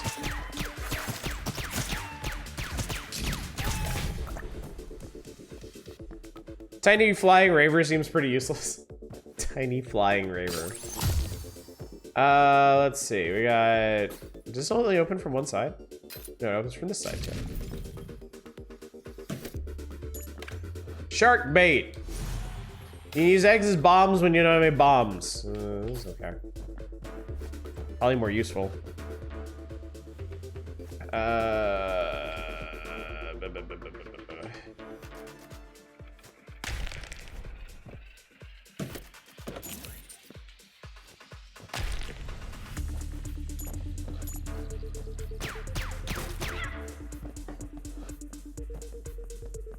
Game of following added a third gameplay mode, which is sweet. You can play in classic horror mode, over the shoulder mode, now first person mode, each with their own unlocks and such. That's cool. What the hell is, does this hurt you if you try to go through it? It does, okay. 2 crystals? Okay. There was a chest inside the chest. There was a, how does this one open? Open. Oh, okay. There's a chest inside the chest. Stop doing that. Oh, shit. Lost all that armor I got. Amazing. Okay. All right. McTucky, god of fast food. Oh, Christ. Okay, sure.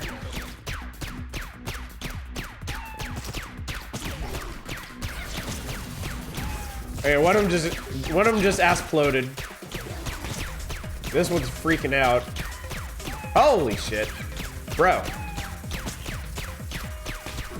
Bro, you need to cool it. All right. Whoa, whoa, whoa, whoa, whoa, whoa, whoa. Don't even think about it. Life badge. All right.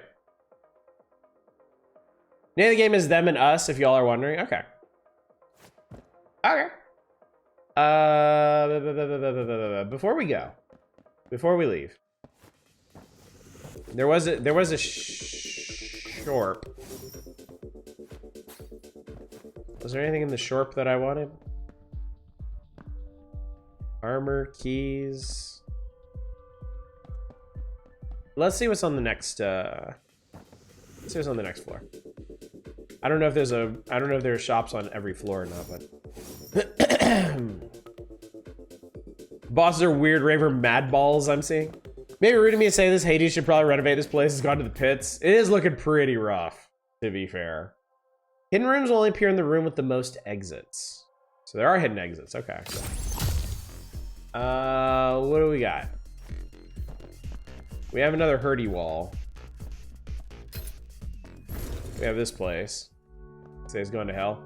Rocket mod and Rusty Key. I wonder if Rusty Key... I'm gonna guess Rusty Key opens doors until it doesn't. Let me try. Every time you use a key, there's a chance it'll drop an extra bomb or an instant bomb.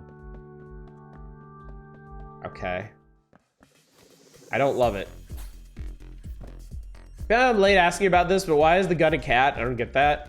Because I just... Oh, now he's got a key shoved up his keister. Why? What the fuck is this room? Okay.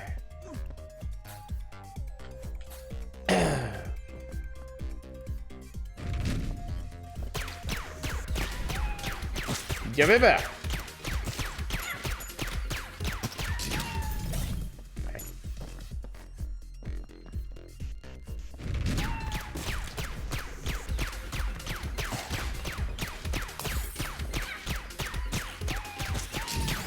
I'd have dropped this by now. Baby Blue, Team Babies phases in and out of reality. Okay. It's a really weird game.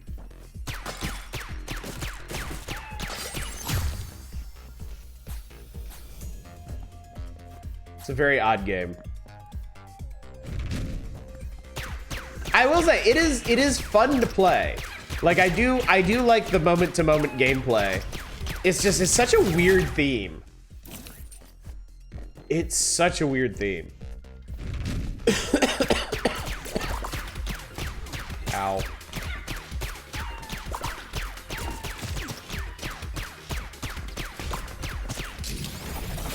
Adam, he shoots enemies automatically. Good for him. least it's not the postal dude's cat gun. Yeah. True enough. True enough.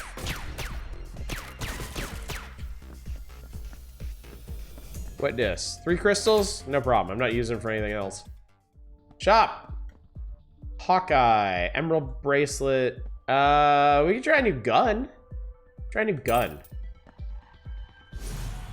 I'm watching you. Passive active enemies hit by this gun will be marked. You can detonate them. All right. Well, it's not a cat anymore, chat.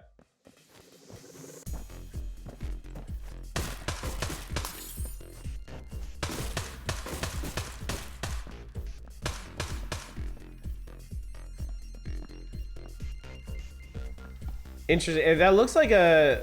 What is this? Oh, you can gamble coins to try and open the door, or you can just open the door. And that did in fact make bombs for us. That's cool. Oh, that rusty key is probably gonna eventually be our doom. Because it seems to either make grenades or things that are gonna blow us up. Are they roguelikes lights that handle combat as nuts as Contra or Metal Slug?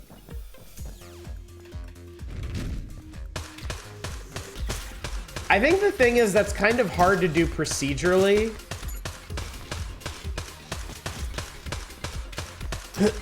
Like it's hard. Like Contra and Metal Slug work because they're balanced on like a razor's edge of frustration.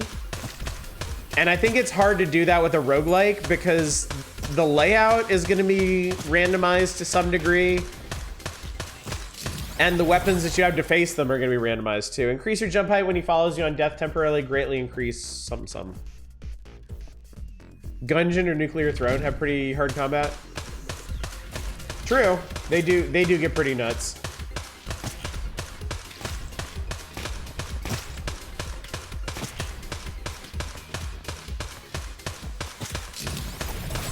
Sea monsters. A little monster damages enemies who touch it. Okay.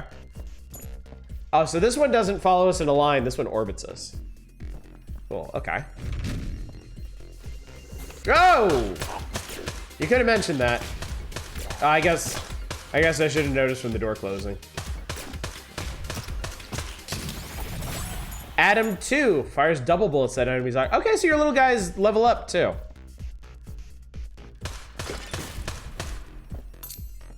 Nuclear Throne and Atomic Crops are probably the ones that come close to mind for you, but they're both top down. Yeah, I'm having trouble thinking of like a side-scrolling roguelike with really crazy combat. I mean, it's not gun combat, but you know, Dead Cells.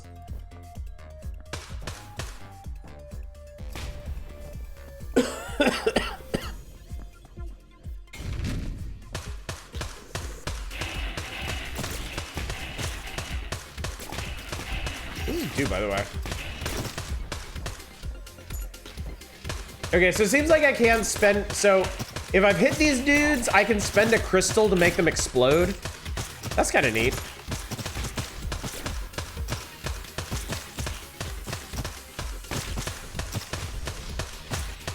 We got more? We got more. Whoa, hello.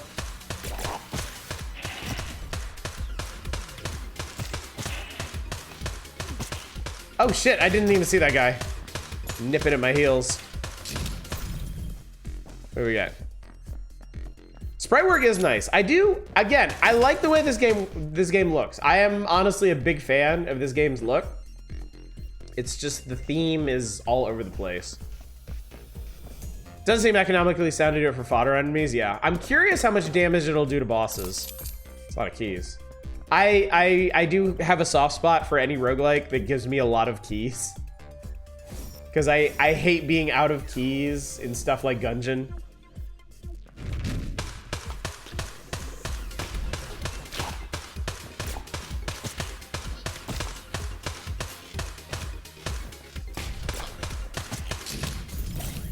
A bit of armor. Okay. Hated the key economy in Gungeon. Me too. Me too. Probably the worst part of the game for me. Is there a key in there I missed? Oh. There was a key. And also the money just stays. That's nice. Gungeon was weirdly punitive about a lot of things. I know they patched some of that to make it a friendlier game, but still. Don't usually roguelikes are addictive, but I suck at them so bad. Sung, God of Screens.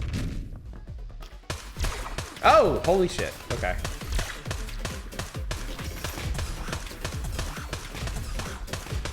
The mark on this guy doesn't seem to do a whole ton of damage. Just shooting him seems to do a lot more. Whoa, that's cool. Okay, I like this boss. I like this boss a lot. I made him blue screen. Haha. Firepower badge. Ammo isn't as bad as it used to be. I've never been able to pick it up again without getting bored.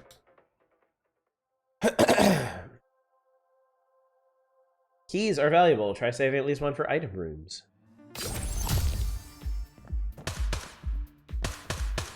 That's a significant upgrade to rate of fire. Whoa, hello.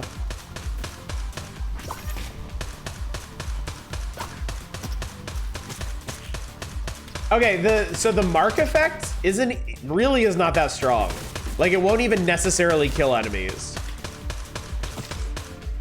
So, not terribly impressed. Dustin is a roguelike. I appreciate all the options to even let his slag like me feel like a badass.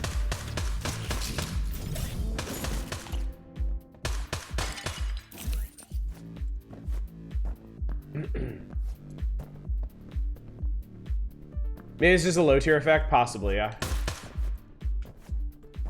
Hopefully there's a cool ass gun on this level that we can try.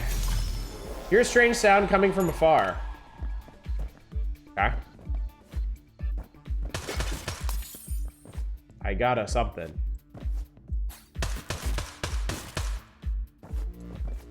Has anyone played Approaching Infinity? I have not. This is a big fucking room. Jesus. This room is excessive.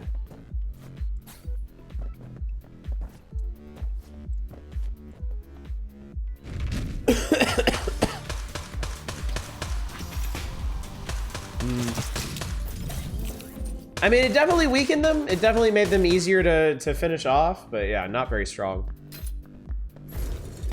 SF Roguelike was caught in the hell of that one publisher store. What do we got? Ghost Bottle and Golden Fist. What does a Ghost Bottle do? Launches piercing bullets after your bomb explodes. Okay.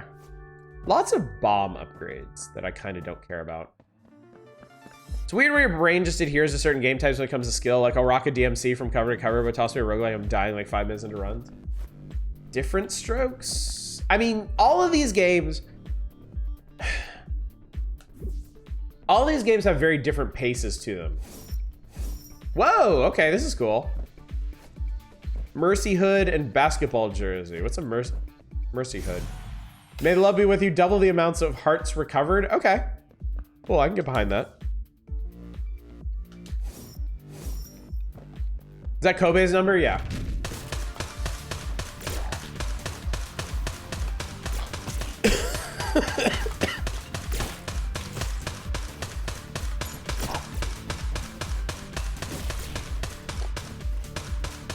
I think there's a poster of a cute Cerberus on the wall there.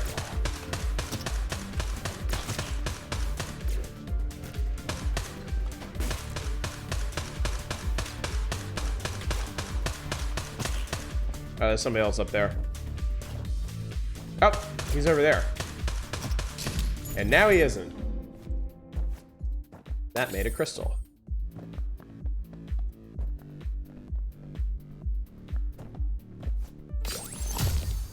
The fact that you use crystals as like special ammunition and also to like access things, I don't love that. I'm not the biggest fan of that. I don't like...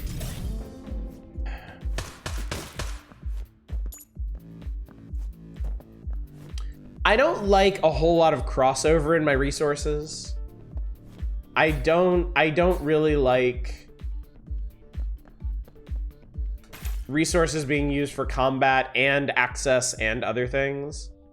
This is a noise gun. This is a gunpowder plot. Let's try noise. Curious. Ideal of the past. Active summon a ladder? The hell? Okay, new thing about this game I don't understand. I don't understand the weapons. That was an interesting throw.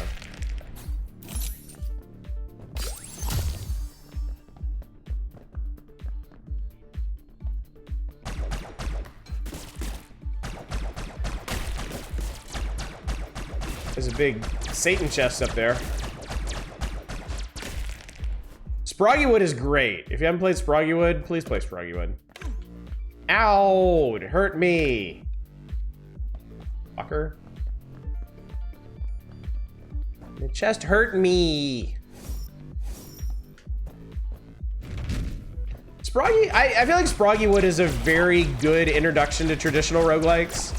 Because it is very cute and it's not super mechanically deep. And on its regular difficulty level, it's pretty reasonable. But it does have higher difficulty levels for people who want to get really punishing. Buy back from Connect, I bought Potionomics for tutorial. Oh, that's awesome. That's really cool. That is a very expensive door to open, but I will do it.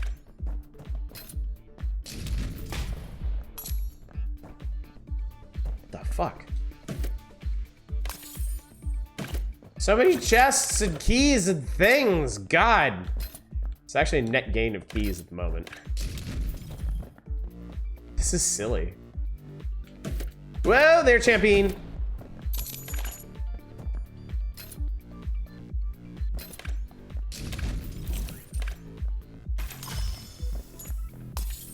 The crystal thing gave me a crystal.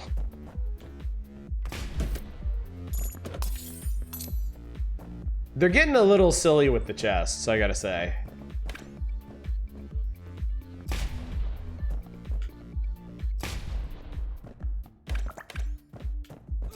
Okay, explosions will hurt me. I was curious about that. Dude!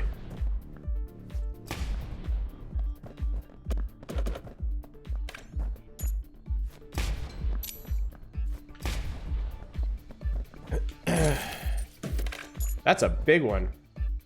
10 coins to open that?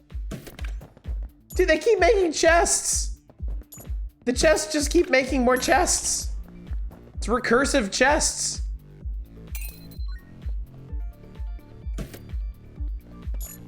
The chest also, okay. This is a very silly game. This is a terribly silly game.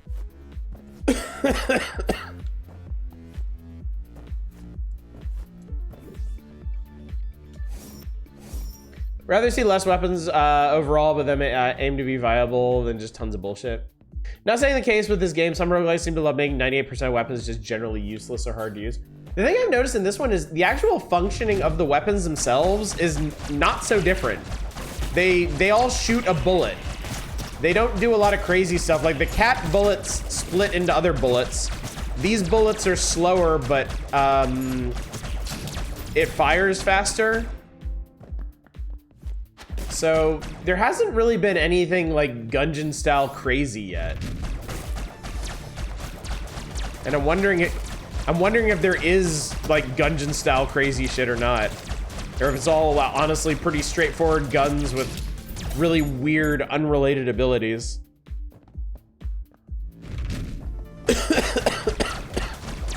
Difference in weapon design philosophy between like Gungeon and Nuclear Throne. Oh yeah, definitely. Like Nuclear Throne deals in like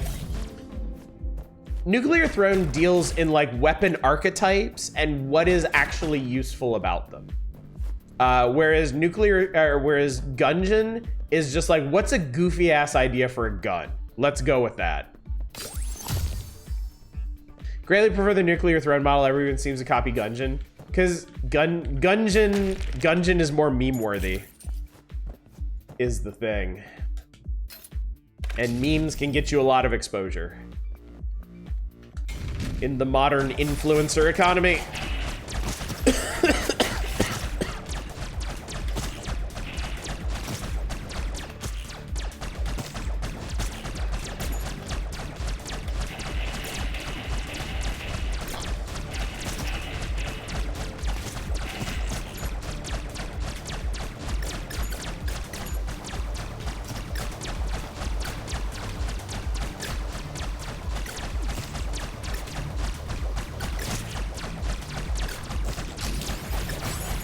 Baby Orange sees through all and everything. So you say.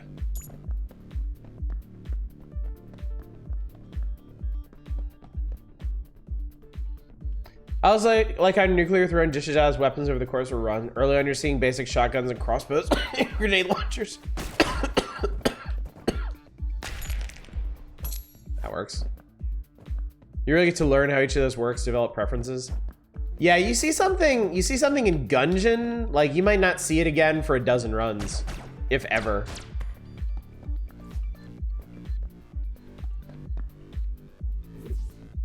All right, I guess it's time to go. See who we're throwing down with this time. Heidi, God of Trolls.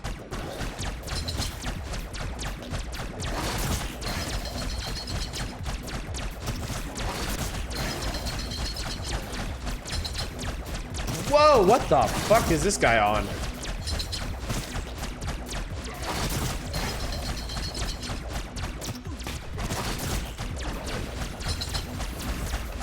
That is a really cool boss design at this point.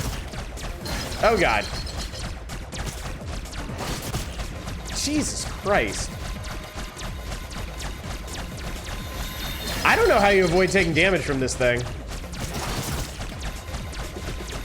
I guess I need to be way further up on these platforms in general. Ow!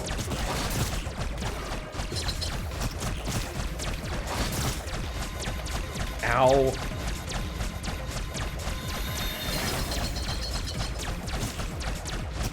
Dude, that guy fucked me up. I might... Okay, I almost died in his death throes. Holy shit.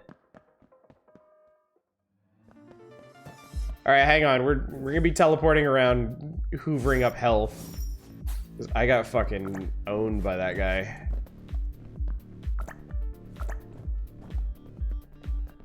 Okay, that actually didn't take a whole lot of hoovering. This game drops a lot of health too.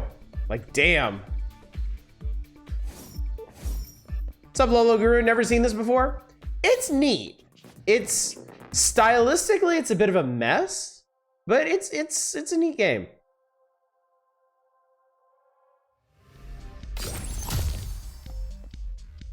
All right. Sure.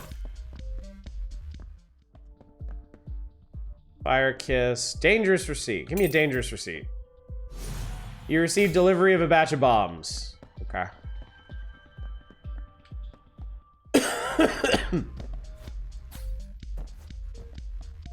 Oh, this one we can actually... Oh, I think one of my little helpers lets me see the map now. Ow. Fuckhead.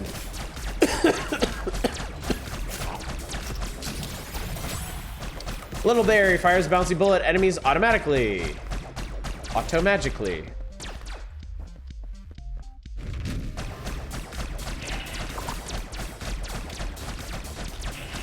What are those?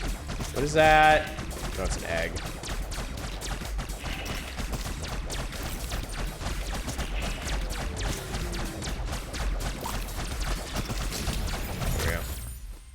Failed. Have another egg.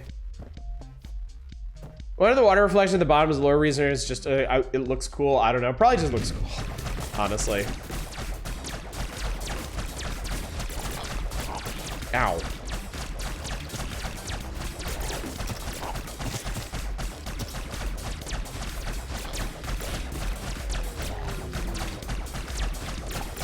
Ow, God. These enemies are getting a bit mean. They're starting to fire really fast.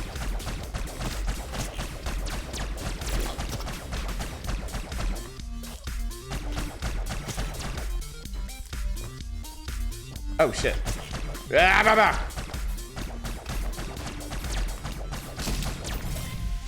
There we go. Okay, I can't get up there. Can I make a... Yep, I can make a ladder. How do you... Oh. Shit. Whoa, what's this? Infinite key. By this key, you can unlock anything for free. Expires at the end of the current level. That's a good way to do it. I like that. right. Normal size, but flipped vertically? Okay, hang on. Normal size, well, first I have to remember what normal size is. And then... There we go, okay.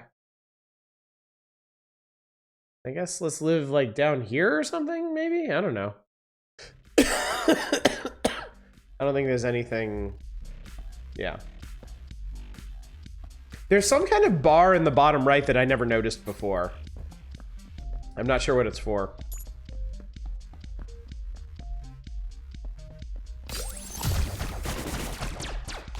Give me stuff.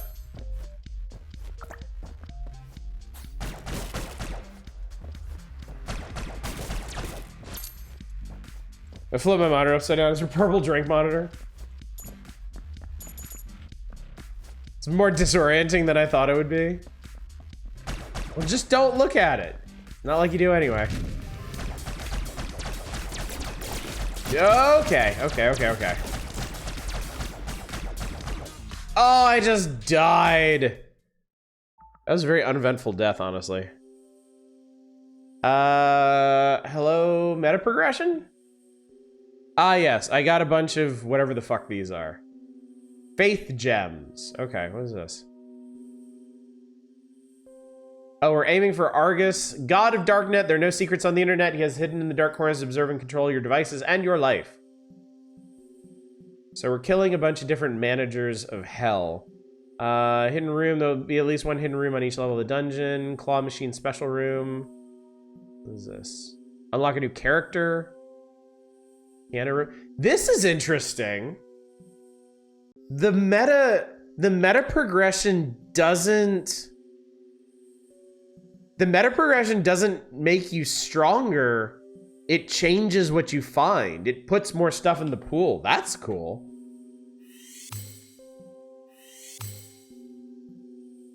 I have... Oh, he's 10 and that's 2. Well, okay. I was able to unlock 2 things. Interesting. Welcome to the bar. Okay, so this is an upgrade. That probably starts a new one. That changed the difficulty. Seems like slow meta progression, yeah.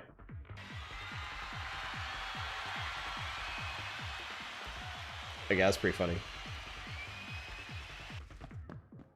Yeah, having the second upgrade one of those roads, like I was not doing bad. I think I got close to the end of like that. I got close to the final boss of that run. And yeah, I got 6 of those gems, and the next one in that one line is 10. So yeah. Characters. Does it actually show you how many characters? Ah, Wade, Anna, Matt, Lucas, R6, James, Ming, Zach, and a random character. Yeah, other than Wade, they have characteristics. Make a melee attack, no cost. Roll forward a short distance, use RB to roll. Place an unstable mine, which has a chance to explode immediately. That does not sound fun. You can only use shields. You can't have any heart containers. You can preview the description of items without picking them up. Okay. That's the stuff. Input a seed. The statue, I have to unlock those. Looks like you jump down there? Is that how you start? Not the elevator? I don't know. Anyway, chat, I think this is a sufficient look at Neon Abyss. I think we've gotten an idea of how this works. I'm going to keep playing this. I like this. I am enjoying this. I definitely understand where it might not be everybody's cup of tea. But I had a good time with that. I looked away. Did you come out to the overworld? Yes, I did. Came out to a bar on a rain-slicked neon night, which is pretty cool looking, honestly. All right, next up. Next, we got Crown Trick. Let me change this. And let's give this one a shot. It's sufficient. Gameplay sufficient. Oh, it was another Team 17 game. That's funny. Team 17 is quite the prolific publisher at this point. There we go.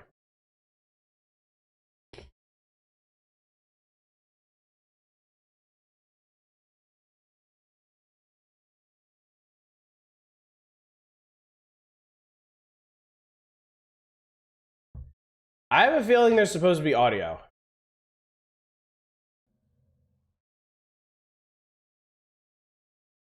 Team 17 is all indie publishing and Worms now. Controlling mode. Oh wait, this is sure. Okay, now there's sound. Cool.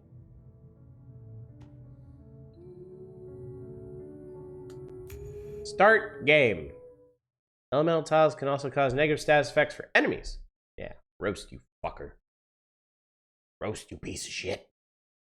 Attack can reduce more breakpoints when up. Wake up, for you are chosen. How many times have we woken up in video games, chat? How many times has it happened? God damn it, I keep covering up the fucking map. Every damn time. The dawn will not grace with her presence those who refuse to open their eyes. Who's there?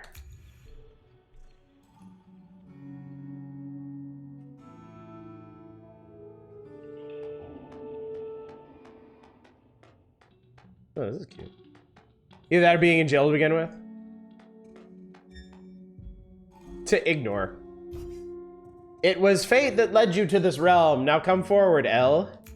How did you know my name? I'm a magic floating fucking crown. That's the only question you have? At least you're cautious. Hopefully the ignorance will become tolerable with time. We are currently in the realm of nightmares. Here I am what humans would consider omniscient. I know everything about you, Elle. Your name, your past, and even the purpose of your little trip to this realm. Nightmares have brought forth disasters and chaos. As creatures on Earth suffer in endless agony, the world itself is on the brink of destruction. As the chosen hero, you're the one they dumped all the responsibilities on. You're the one destined to venture into the unknown and save the whole world. How do you know all this? Are you in charge of this nightmare realm? Are you the one causing pain and suffering for people? Ever so eager to arrive at an erroneous conclusion. How typical of your kind. It's not an unreasonable supposition, asshole. You're in the presence of the observer and guardian of the nightmare realm. I possess no true name, but you may refer to me as the Crowd.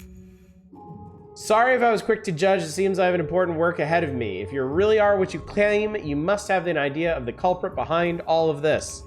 Indeed, the nightmares are caused by none other than one of your own, someone whose heart is filled with greed, a human by the name of Vlad. Do you know where he is right now? Patience, girl. Impulsiveness will only lead to failure. It all started with the forbidden sacrificial rite performed by Vlad in the nightmare realm. With the seals broken, the power of the nightmare runs rampant, causing death and destruction not only in the nightmare realm, but in your realm as well. Powers can no longer contain for what we say you are woefully unprepared as well. Is there nothing we could do? Does it mean the world's beyond saving? I accept the crown's offer, I guess. I suppose we could use some help. Not like you're giving me any other choice. How impressive! That's the wisest thing you've said since you've entered this realm. This guy's a dick. Jesus. Now put me on if you don't mind. Let's depart at once. Curious, it seems your body has absorbed every single drop of power provided for you. What did you put in me? Such fleeting faith, how fickle the human heart is. Worry not, silly girl, for I have no intention of doing you any harm. I've simply cast a few spells to further facilitate our journey. You'll understand in due time, if you say so. Let us go forth, for the fate of both realms now rests within your hands. Child's rather erudite for the roughly 7 years old she looks. Crown, symbol of royalty, dickish. Surprise. I don't trust magical beings who force me to put them on or use them. The nightmare realm is different reality operating on different rules for your world. Here time is relative and flow only when you move, so take your time. Sometimes waiting for enemies to approach can be smarter than foolhardy attacks. This is the most fundamental rule of the nightmare realm. You do well to remember. I prepared for the simple mechanisms ahead. Let's see how well you do.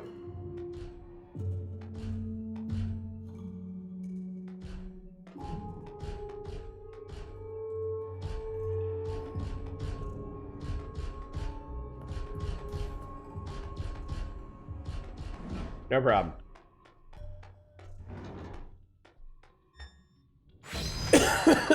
Successfully unlock novice treasure hunter something something something.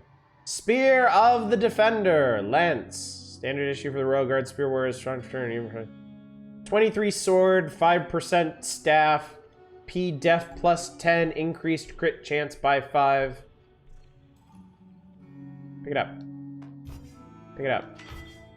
Doesn't seem like you're strong enough to handle aerial weapons yet. Here, let me help you with it for now. Your first objective, break this crate so we keep moving forward.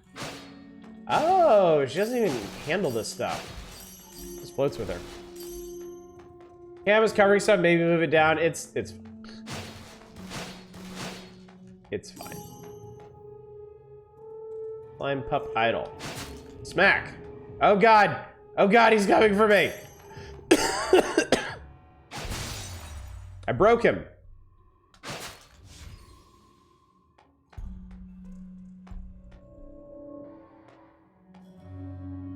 wonder what that means. Ow. Broken. Remember that you can also change directions and play sometimes a better option than actual movement. Change direction and place. Oh, that's a cool use of both sticks. You can actually change your facing with the right stick. In actual battle, a valid strategy is to wait in place or do an empty swing to force the flow of time. Enemies will have no choice but initiate the battle by approaching you. Attack them when they're in range.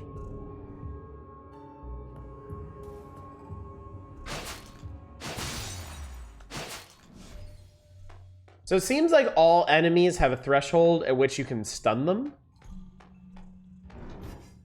Here's something you might find helpful. Breaking enemies will make your attacks against them more effective. You can reduce the breakpoint of enemies by dealing damage to them. When an enemy's breakpoint reaches 0, they'll be stunned and receive more damage from hits.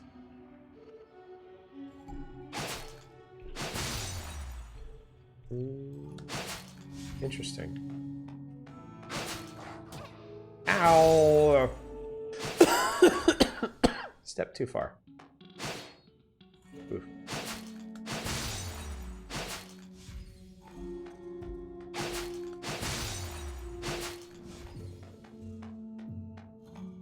Gallop, gallop, gallop, gallop, gallop. Enemy is more vulnerable when it's charging or being around you. Then you can break them quicker. Ah, so that's what those little arrows down mean. It means you're going to do more damage to their break point. Okay.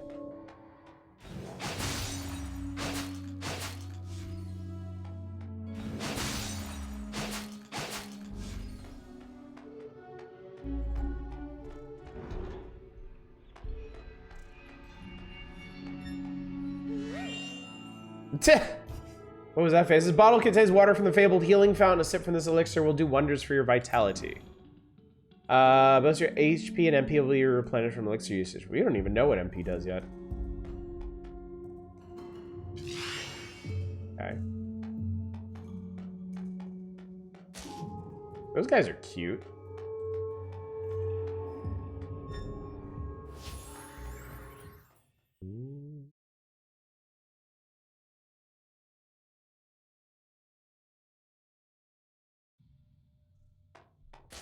Those guys are really cute. I don't know what they are, but I like them.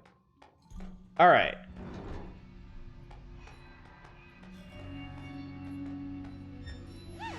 Yeah. These are called blink boots, which allow you to specified location instantly. However, their usage is limited. Plan it well. Using blink will not consume any turns. Available blink usages are shown via the blink gauge displayed under L. Woob. That's pretty cool. I presume they recharge? They do recharge, okay. Blink is also useful when L needs to get across block tiles or tiles with elemental aspects. Cool. Good. Okay, I like it.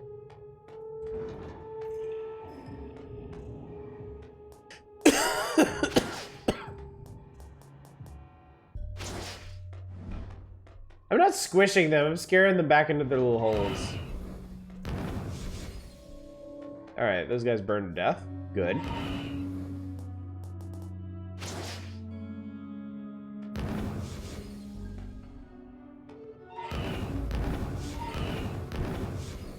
Y'all not very smart, are you?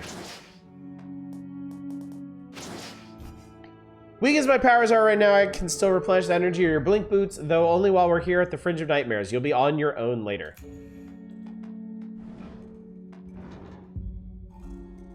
That's a Dargon.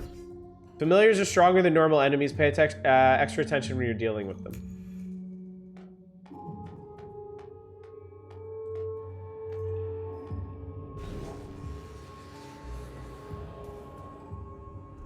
So that's one turn until he does that.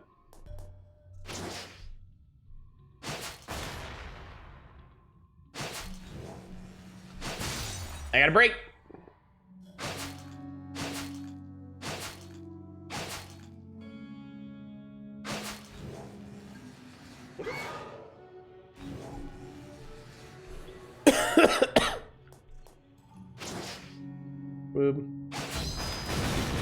Oh my god, everything just fucking exploded. Not bad at all. Remember, not bad at all, chat. Remember, the Nightmare Realm defeated familiars will be yours to command. Ooh, neat. All right, let's maybe woob out of this. They obtained Fire Breather. Skill details. Jets fire, dealing 85 fire damage to targets within 3 vertical tiles and generating fire. Placing explosive barrel, which will explode attack, dealing 145 lava damage to 3x3 square. Okay, cool. Good stuff.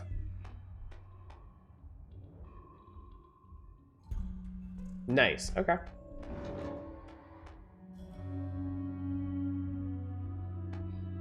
I'm guessing we want to do this. Yeah, because that looked like oil. Sucks to be you guys.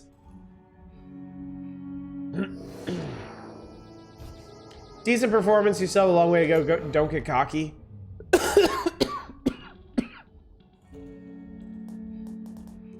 Could really use a slightly more supportive crown, I think. Yay! Victory! Lower reach, relics obtained, damage inflicted, chest open, gold obtained, enemies vanquished, and elites vanquished, turns consumed. Yes. Good stuff. Good stuff indeed. Little kicky feats. I love kicky feats. Here we are. What is this place? The Hall of Reincarnation. You may think of it as safer in between different realms of nightmares, impervious to the chaos unfolding outside. Here you'll be able to travel other dream realms and resolve the anomalies within. How do you propose we do that? There are no doors to the outside and we're basically trapped here. Uncontrolled naivete is but the same as ignorance. Do humans dream by entering a door? We'll be able to travel unfazed within dream realms by falling asleep. I suggest you try it by this desk in a bit. What else we got? Here's a tree. Here's a thing. Everything else is cordoned off. So I guess it's sleepy times. Oh, nice. Day 1, Realm of Nightmares. Wake up in the Nightmare Realm all by yourself. Elle encounters a strange crown. According to him, the disasters affecting both realms can be traced to some villain named Duke Vlad, laying low somewhere within the nightmares. Defeating him seems the only way to bring stuff back. Yes. Enter stage, I guess. Sleepy times. Axis can hit all targets within a 3x3 square area around the user. That's nice. Higher the weapon rarity, the higher the chance for better passive effects to show up. Cool. That's a sniper rifle.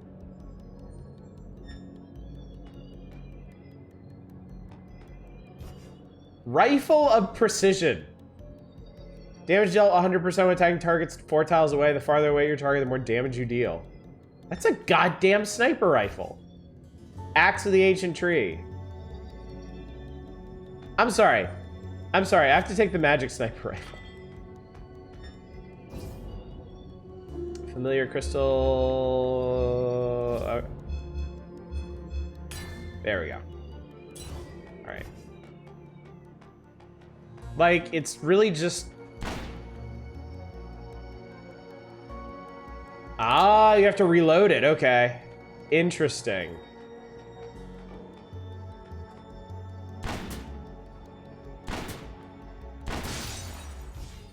Whenever you break an enemy, I'll be able to absorb part of its power and channel it to you.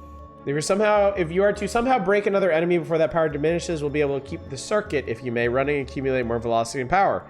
Not only will you be stronger, your blink boots will be replenished as well. Therefore, it's to our mutual benefit that enemies be consecutively broken in battle. Fight as hard as your human body allows, girl. Okay.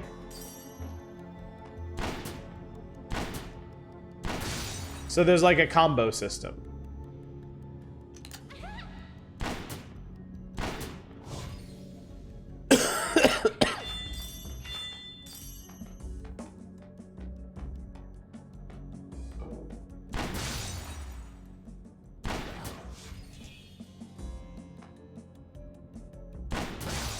Oh, Jesus Christ.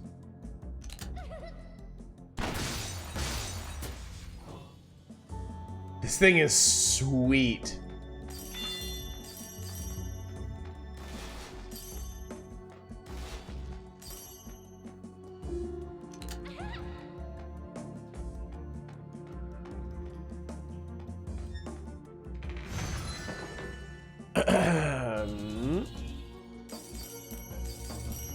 Last dagger. If undamaged during this turn, your crew will be increased by 20%, lasting 1 turn.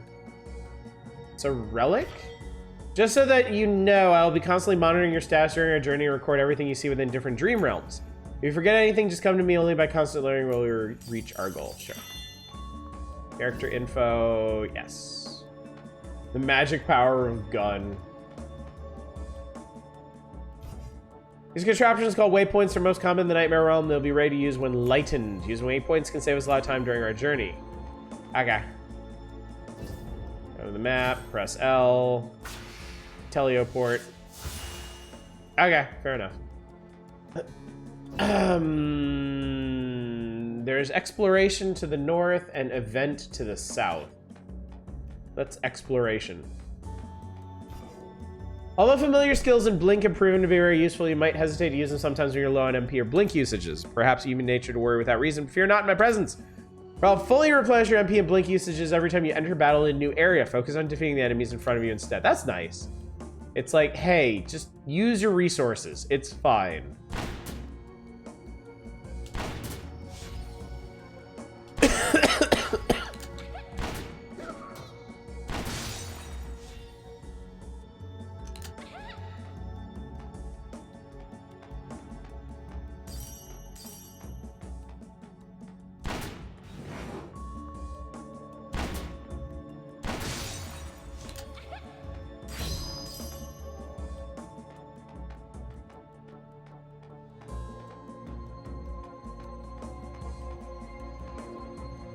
I'm warning you, do not come any closer. I'm poison. That cycled way too fast to read. Poison can melt your bones or brains or bones in your brains. Shaboom. Thanks a bunch. You know somewhere safe around here? Please take me with you. I'm sure my skills can be of use somehow. This is Barbara. I rescued the alchemist Barbara. Deals ice damage to all enemies in the 5x5 square area around the user. Sure, yeah. We picked up will certainly help us in the future. Keep it for a rainy day. Okay. It's yeah. Crude bomb. Relic blueprint canned air. Looks like a blueprint to me. Is a blueprint for a relic? Do we need to go to a specific blacksmith for these? Don't forget we're in a realm of dreams and fiction. Certain anomalies result from the malleability of the fabric which this world was constructed. There's a special recovery device next to the immersion in the dream realm dimensions. Handing blueprints there and things will appear in your next dream or nightmare. Who knows? Okay.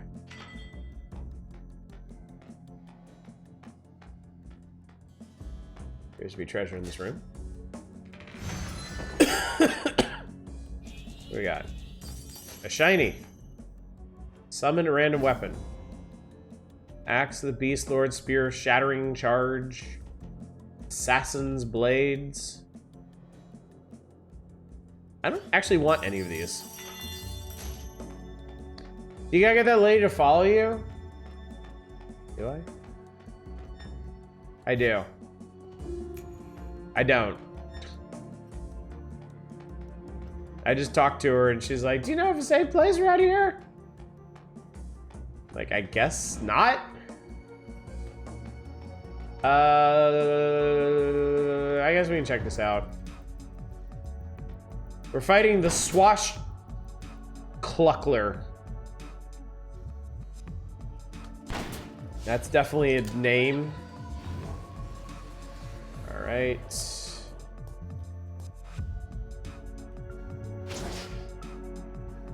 break ourselves free. Are you dumb enough to step in the fire? I love it. You are.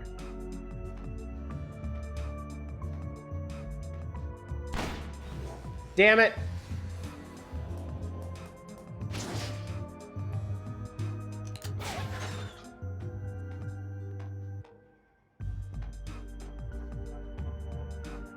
Okay.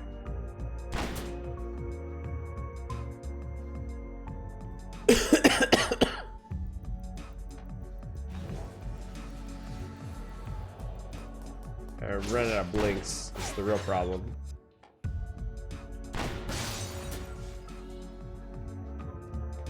That guy dropped something.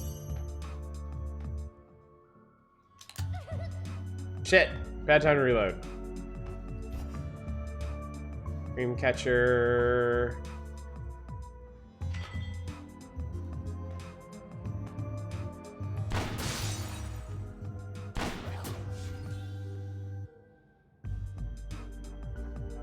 So late, sorry, has been juggling act. How's the selection been tonight? Interesting.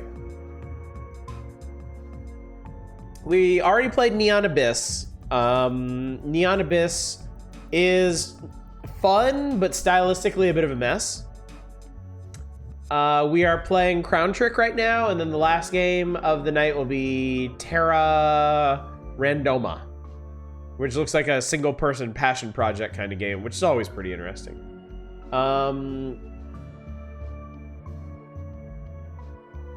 What if I set this guy on fire? How about we do some of that? And then how about we teleport behind him and shoot him?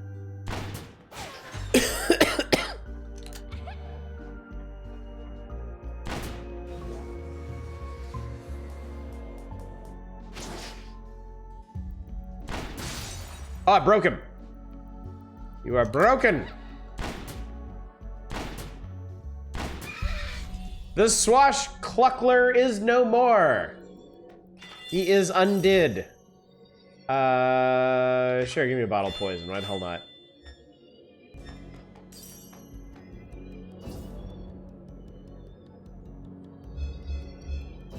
Give me the cluckler. I have enhancer capabilities. You may use the skills of two familiars at once. That maybe might have a better shot at defeating Vlad. Okay. Big chest has lightning rune.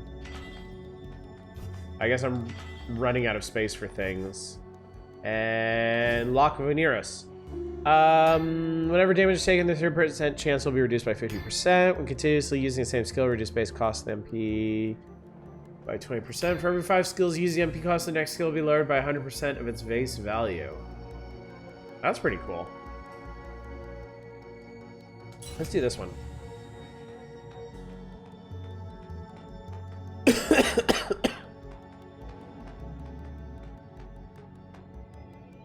I found another something.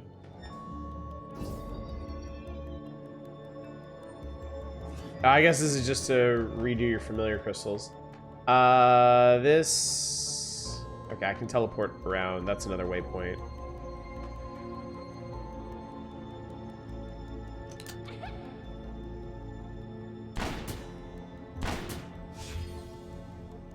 I love my enchanted sniper rifle.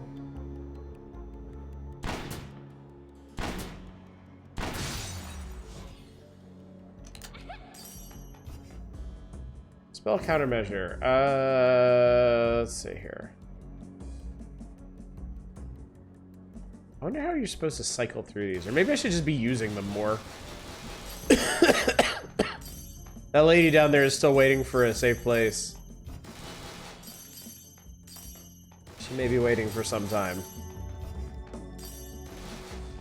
The wand of blasting. Is this another familiar fight? It is another familiar fight. Abaddon. Oh boy.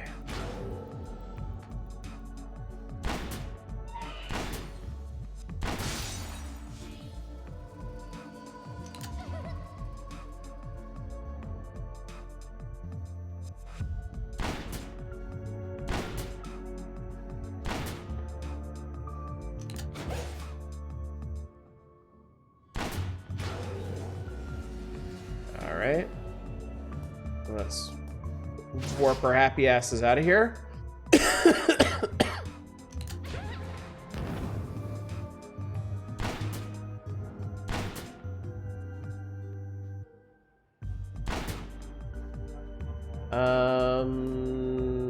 Let's see.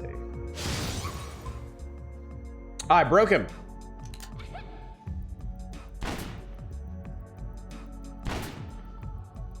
Okay, I'm gonna use one of these. Give me some extra space.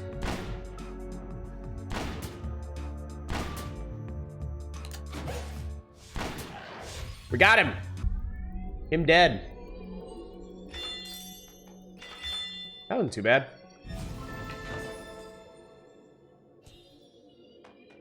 Another random relic. Why doesn't it just drop? Well, I guess this is to give you a choice. Instantly obtain 2 random relics of common quality. Reduce breakpoint for 1 extra time for frozen targets. Hitting an enemy without critting obtain a 5% crit chance buff. This buff is stackable. And ooh, I like that. Crit me, baby. Okay, so we got Abaddon. Wait, what do I need to do? Oh, I guess we switch him.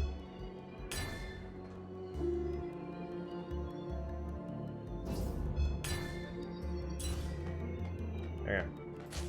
I don't know if it's actually necessary to take him or not, but I mean, I'm really just using the fire breathing dude anyway. So I want to teleport back over here because there was an event and I didn't do it.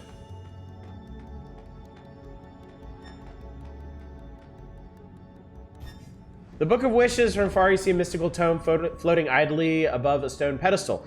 As you approach and open this tome, handwriting starts to magically appear on the first page. Write down what you desire the most here for a small price. Your wish will certainly come true at some point. Would you like to write down your wish? Okay, wealth. Lose 200 gold. When you encounter the Book of Redemption, you'll be able to gain 1,200 gold. Max HP minus 30. When you encounter the Book of Redemption, your max HP will be 9. Okay, so we give up something. And then we find another thing. We'll get stuff back. That's interesting.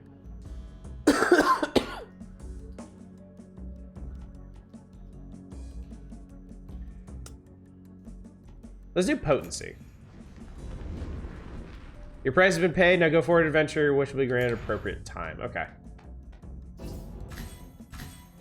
right, let's warp back here, and I guess there's a boss. I guess we have a boss to fight. Seem to have gone everywhere else.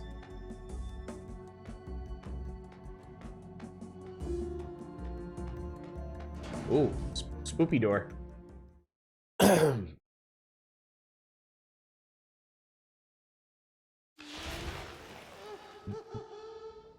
Weird, okay. Do a.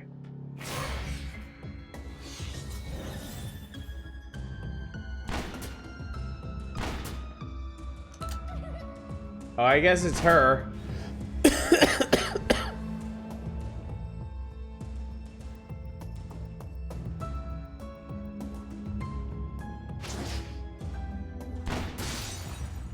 Broke that guy's ass.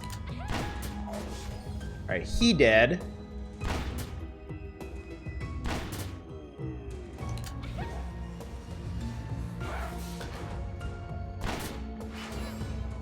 Ow, I'm being reaped.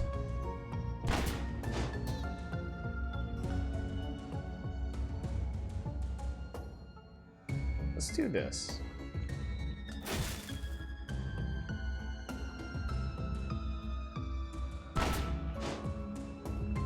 Let's back off. I didn't mean to do that.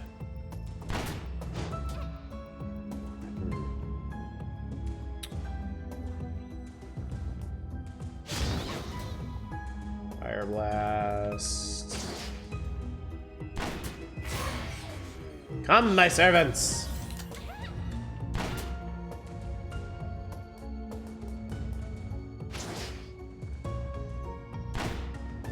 I couldn't hit her from that range.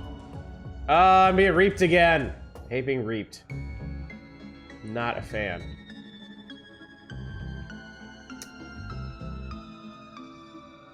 What is this to? Crude bomb.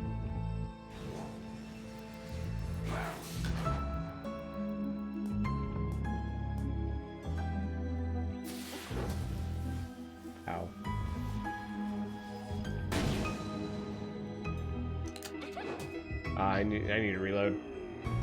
You reap what you sow.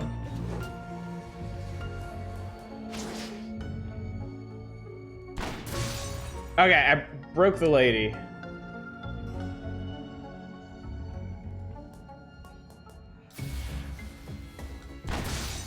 Broke that guy. That just exploded. There we go. Okay, okay, we're getting somewhere, chat. Things is happening.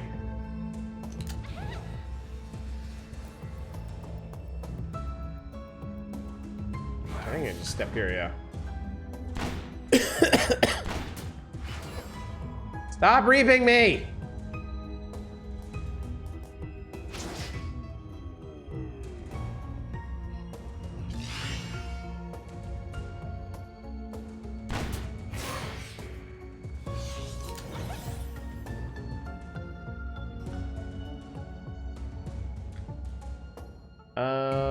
What did these do?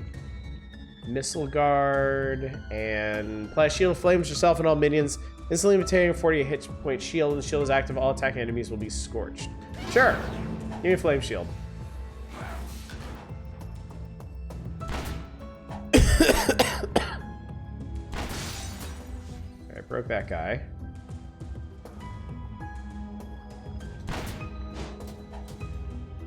Alright, ow.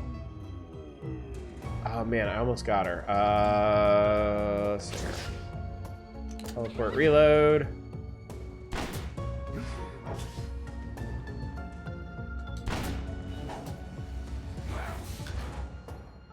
That's what I wanted. Him in between me and her.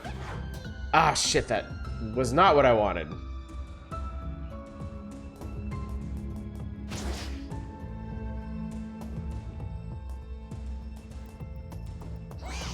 Cast that guy. Let's give us shields.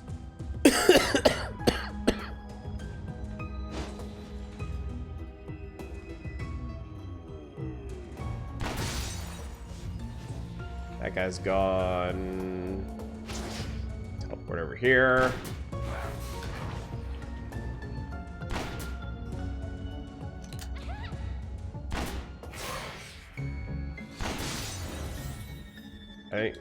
Yeah, she's done it. Okay, woo!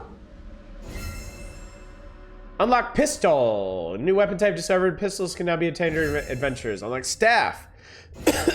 Unlock relic. Many other adventurers and warriors before you left their mark in this world, their legendary weapons are scattered all across the Nightmare Realm. If you don't like your current weapon, there are plenty of others to choose from. Face vicious enemies. You have to choose your weapons carefully. Various rare relics are hidden across the Nightmare Realm left by warriors of the past.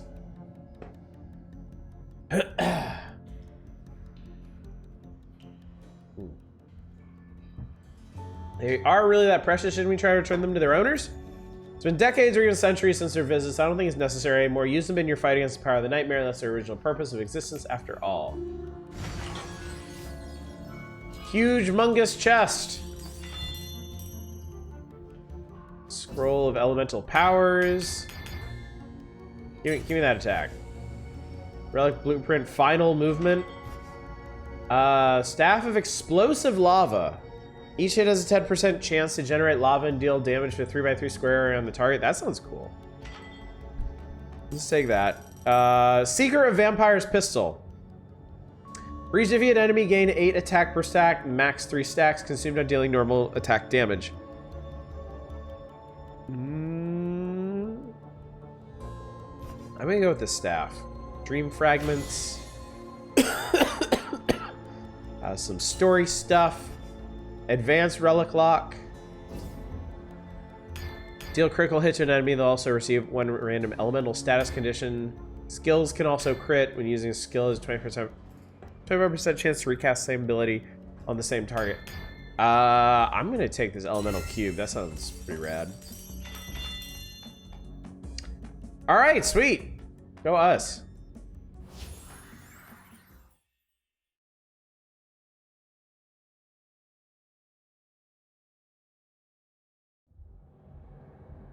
All right, straight on to the next realm, it seems. Okay, I'm going to leave this one here. This has been pretty neat. I really like the combat in this game. I like the strategy of using blink and using your different abilities to like maneuver around enemies, get them into traps, avoid their big timed attacks and whatnot. Seems like there's a lot of mechanical depth to this one, and it's pretty neat.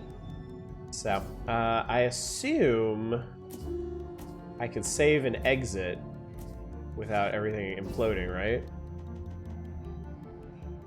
Yeah, combat is nice and tactical. After exiting the game, your progress will be reverted to the last save point. Are you sure? I don't know what that means, but I'm sure it's fine. I did a bunch of stuff, so.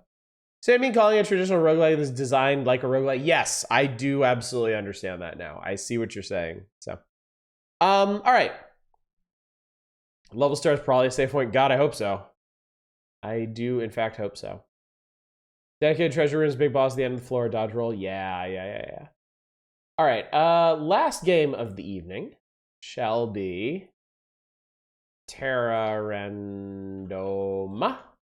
Let's give this a try, and then we'll do our customary wheel discourse. See what the winner of the evening shall be.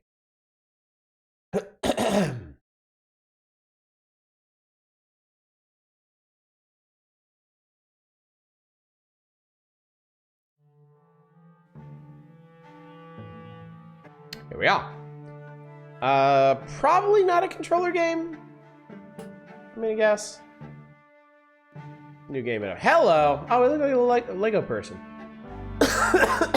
Choose your name, background, and star sign. Give me a random name. Ordric. I love it. All right. Retired gladiator. Starting skills: intimidation, athletics, bravery, one-handed weapons, medium armor, hunter, Highlander. Exiled prince, thief, fire, acrobat, druid, brigand, sage, arcanist, tempest, alchemist. Let's be a Highlander. That sounds like fun. Star signs. Bonus 200 weapons, bronze ring of anger. Intimidation, athletics, intimidation, yeah, give me a bear. Give me the bear. Continue. Choose map and game options. Moderate, normal map, game mode, Wayfarer, no penalty on death. You can reload your last save without any consequences. Hero on death. Hero wakes up the last time he visited. He loses 25% gold, 10% reputation progression. Iron Man save file is deleted on death. I guess that's the roguelike mode. I see they're considering the absolute most bougie choice. Only for a moment. Only for a moment. We'll do Wayfarer. Legend tells a story about an ancient horror that awakens every 10,000 years and devours the world before it sleeps again. Only a handful of people who can read the omens know the time is near, but there is hope. An ancient tablet which shows the nest of the sleeping horror. A tablet divided into 5 pieces and hidden away in 5 different places. 5 lords of the realm, each knows one of the pieces' whereabouts. They don't trust each other and they won't trust you. You have to earn their goodwill and collect all 5 pieces to face this entity before it fully awakens. Chronicles of the Elder Alchemist, Winter 1599, start game! So it shall be. Wow, look at this dude over here. Welcome to Terra Randoma, this turn-based roguelike RPG and a procedurally generated open world full of curiosities and adventures. Take on quests to taverns for reputation coins, and more reputation, you'll get more rewarding quests for the lords.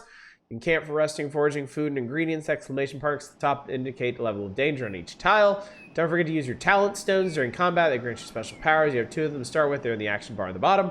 Buy more talent stones in the Adventurers Guild. Check your journal to see how close you are to discovering the ancient secret. Please, good luck. Boat. Is boat. Sailing on a boat. Okay, now I'm not. Now I'm on land.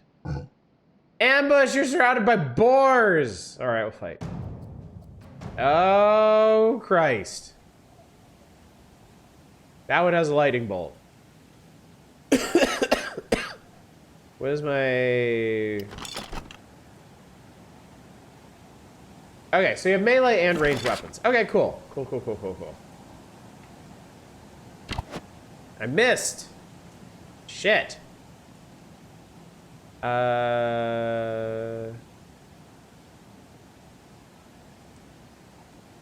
Is there a ability sprint? Okay, I need you to... There we go. That's what I wanted. All right. 61% chance to hit? They're fearless. They never run away. We both missed. Everybody missed.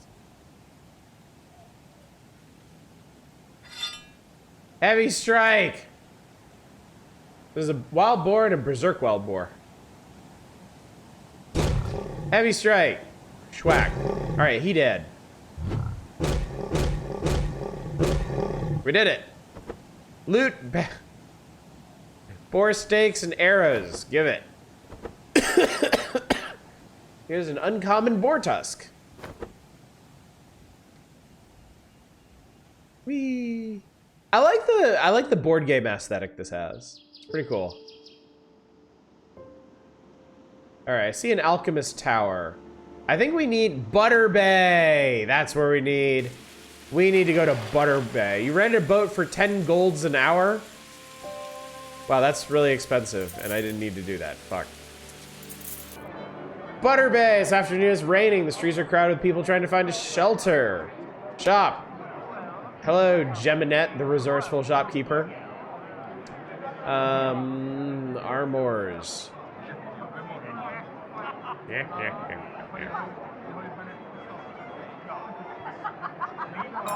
I have Bronze Ring of Anger I haven't even been wearing.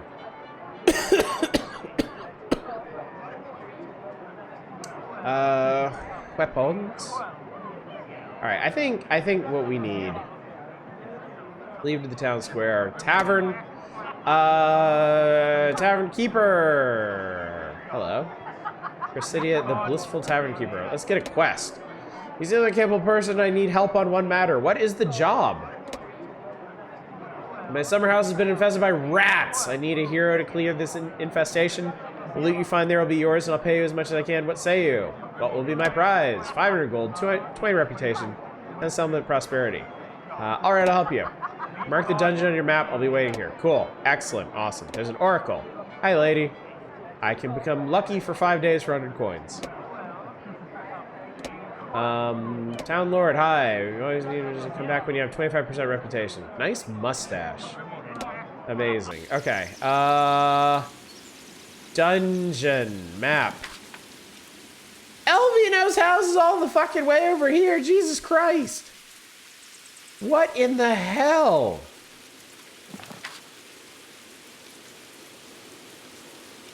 Maybe Saberwall has a more conveniently located quest. Tavern, patron, give me a job. Also, house infested.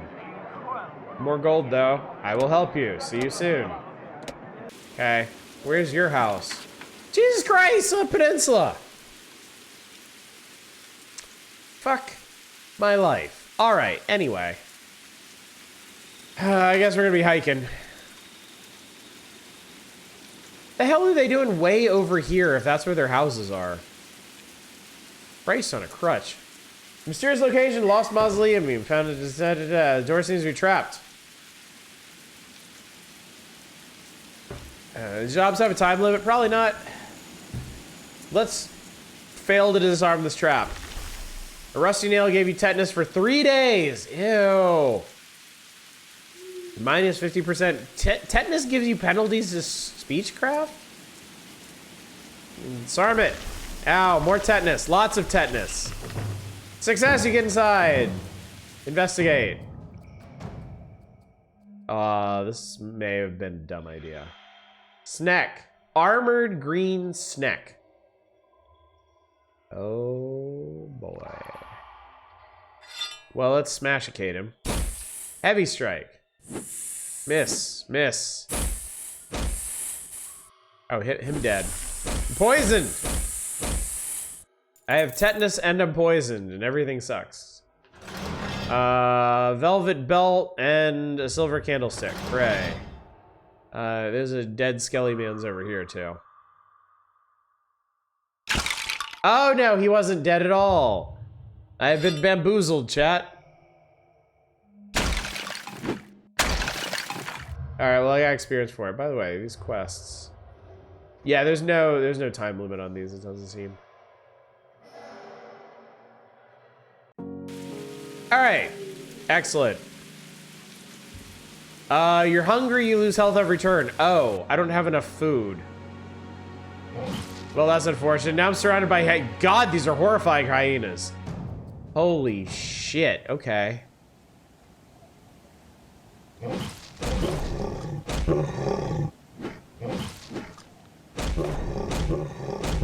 Low health alert. What's in the backpack?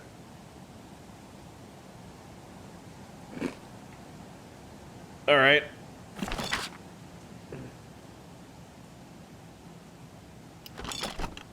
Your coins. Great, good, whatever. Let's see. Is there a camp?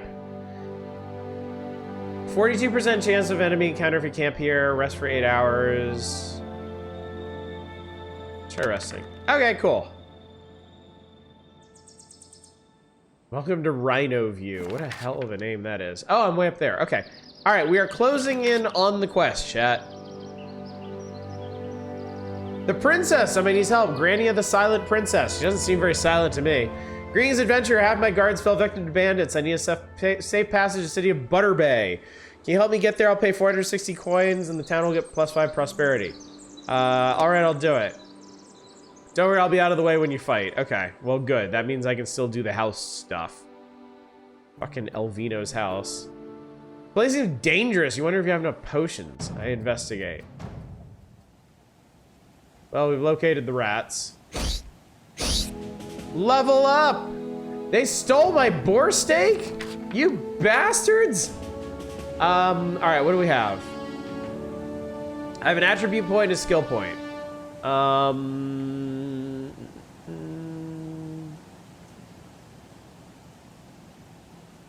Well, we want strength. And... yeah, we're basically going to be smashing stuff the whole time. So let's stick with that. Quit stealing my steaks.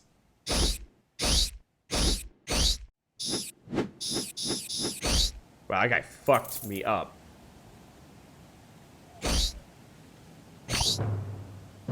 Quest log updated.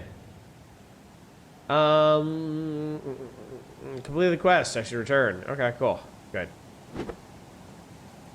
What? It's a fucking draining... What? There was a ghost in his bookshelf. Oh, 75% chance loot, 25% chance monster.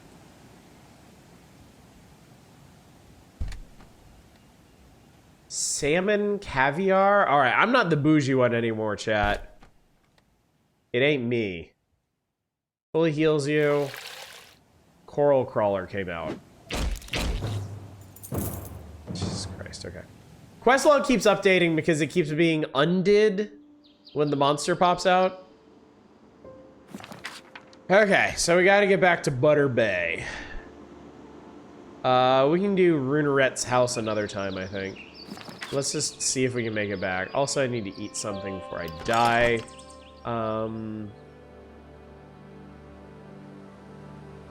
They stole my steaks. God, I'm so mad about that. I was really excited about those steaks, chat. I was really looking for it. I was so excited about those steaks, I completely forgot I had them until I stole them. Demetria, the hilarious princess. Half my guards fell village and bananas. I need to say passage to the city of Staffgrave. All right, I'll do it. Where's Staffgrave? Staffgrave is north of here. Whatever. I think she basically just goes into my inventory until I get her where she needs to go. So I think it's fine. Mistakes were made. Oh god, these slimes are horrifying. Gross. Mushroom man. Green slime.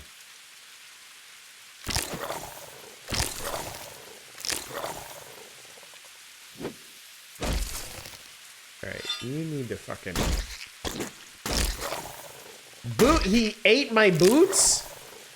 Man, fuck this guy. Seriously. Oh my god. Fuck. Forgot to put my belt on too.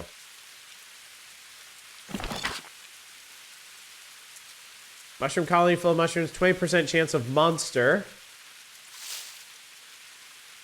bucket of spores, jar of frog eggs. There's some weird shit in this game. Book uncommon Eldritch Poem of the Lost Night. Okay.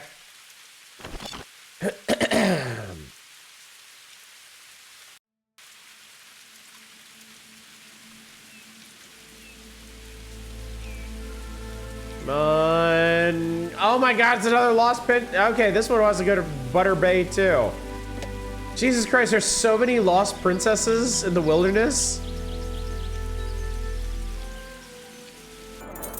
Here, have some fucking princesses. To the tavern. Patron. Thank you, here's your reward. See you. Okay. My reputation is good enough that I can go to the Lord. Lord Fendril the Intolerant. Do you know the relics of the Knight Bigelus the Intellectual? They're in the Labyrinth of the Offensive Goddess. I can mark the place on your map. I am ready for this quest. All right, I marked it. Cool, good.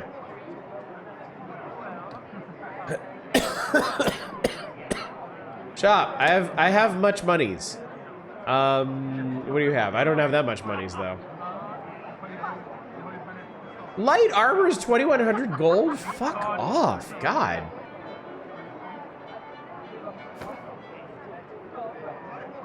Here, have some of that. Alchemist Tower pays better prices for books. Yeah, I don't care.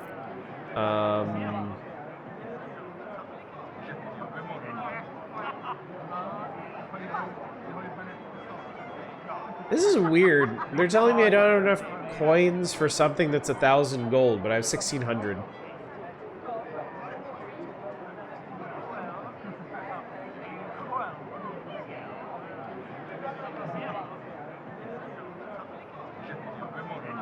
Oh, it's marked up because you're locked. Oh, I saw Lockjaw. That's right. Buy some lobster. Maybe we'll buy stuff another time. Okay, we got the Labyrinth of the Offensive Goddess. Okay, that's 3 skulls. That ain't happening. Infestation Summer House. And she wants to go to Staff. Okay, let's see if we can clean out this other house. Oh wait, I have no food. These are just ingredients. Shit. Stop right there, mortals. Surrender to the horrors of the world beyond. Phantom sailors? I avoid the encounter. I fail. Fuck. Phantom soldiers, this really is not the time. Flying, fearless, lightning attack, causes despair, immune to bleed and poison. I mean, that all makes sense, but...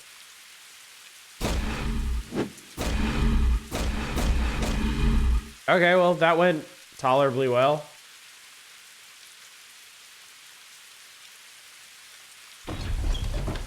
Oh, shit. Nice hat. Can I have some food? You open this chest using your thievery skill. I did it. Oh my god. Oh my god. Oh my god.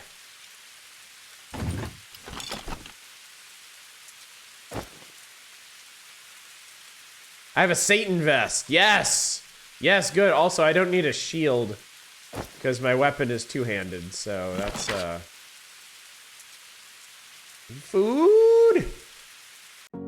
Okay, I don't have Lockjaw anymore, so maybe let's okay. Shop. All right. Yeah, you take that. Take that.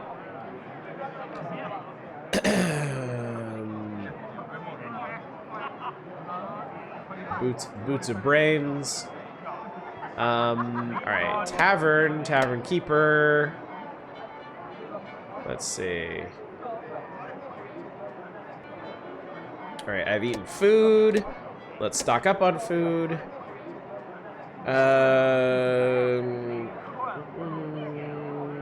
Give me that. I'm just gonna eat a whole raw onion. Jesus Christ. I have some standards. Cheese. There we go. All right. All right. I guess I should probably also rest. Yeah, we'll go ahead and rest. And now I'm well rested. Good. All right, let's see what we can do about this shit. Ah, traveler, somebody needs help. Guntrick, the humorous deer hunter. Greetings. I need to say past the saber wall. Can you escort me there? Sure, whatever. The guy was wandering through the wilderness, dual-wielding tankards. I can respect that, honestly. He wants to go to Anvil Fall. Sure, whatever.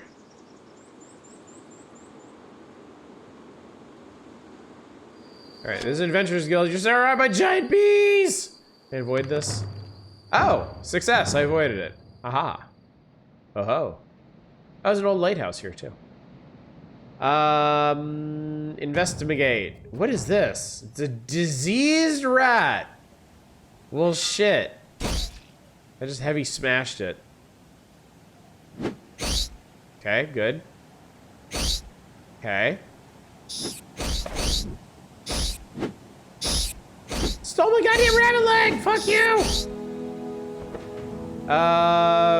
Rat skulls, whiskers, and rat meat. Give it all. Give me everything. Make me strong. Make me smash. This is an unusual number of escort quests. Alright, we did it.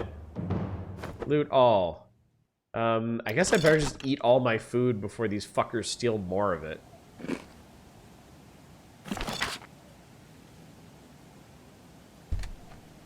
Ooh, a lockpick. Get it.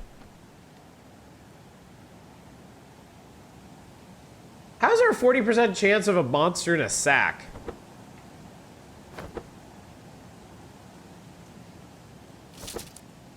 It's a sewer cockroach. Great. Obliterated.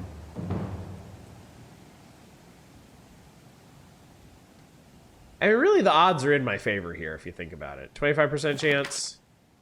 Copper music box. Oh, fuck. Spirit of Failure, first edition. Nice. I guess we should hit up the Alchemist Tower to sell all these books. What about the old lighthouse? All kinds of seafood is sold here, 50% cheaper. Cool, okay, okay. Ooh. Shark meat, nice. Pretty cool. Check the dock. See a capable person, I need an important document delivered in full fall. Can you do that for me? What will be my prize? Alright, I'll help you. Oh, you can, okay, you can only have up to 5 quests, so we need to get some of this shit done.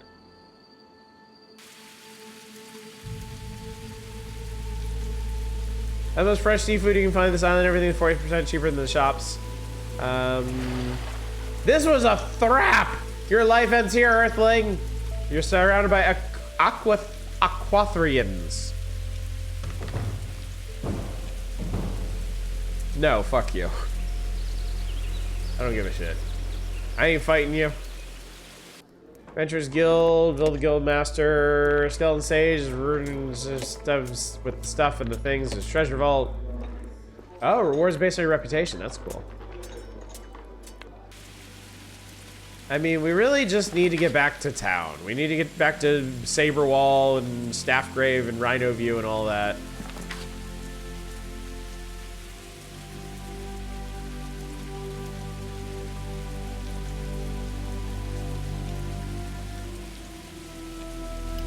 And eat some foods. There we go. Delicious. Surrounded by Cyclops. I can pickpocket him. I feel somewhat lighter. Oh, these sheep. Wait, are the sheep gonna? Oh, I was like, the sheep better not attack me. I'm gonna be pissed. All right, smash you. I am nobody is a funny option. All right, he is dead. He is extra dead, though. Savage. I got a vial of Cyclop tear and a two giant toes. That's really gross. Like, that is really gross. That is incredibly, what the fuck, man. Interesting, can't think of anything like it, but wow, this aesthetic is rough. I mean, again, one-man passion project, you know? Let's see, no thanks.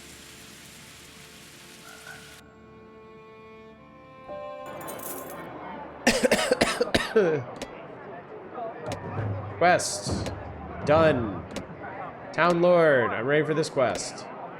I wasn't even paying attention to what the quest is. Great Ridge is the nest of the committed guardian. Also, okay. So I guess I gotta work my way up to that. And that's Anvil Fall up there. Okay. I feel like I've got to read on this game. It's neat. It's a neat idea.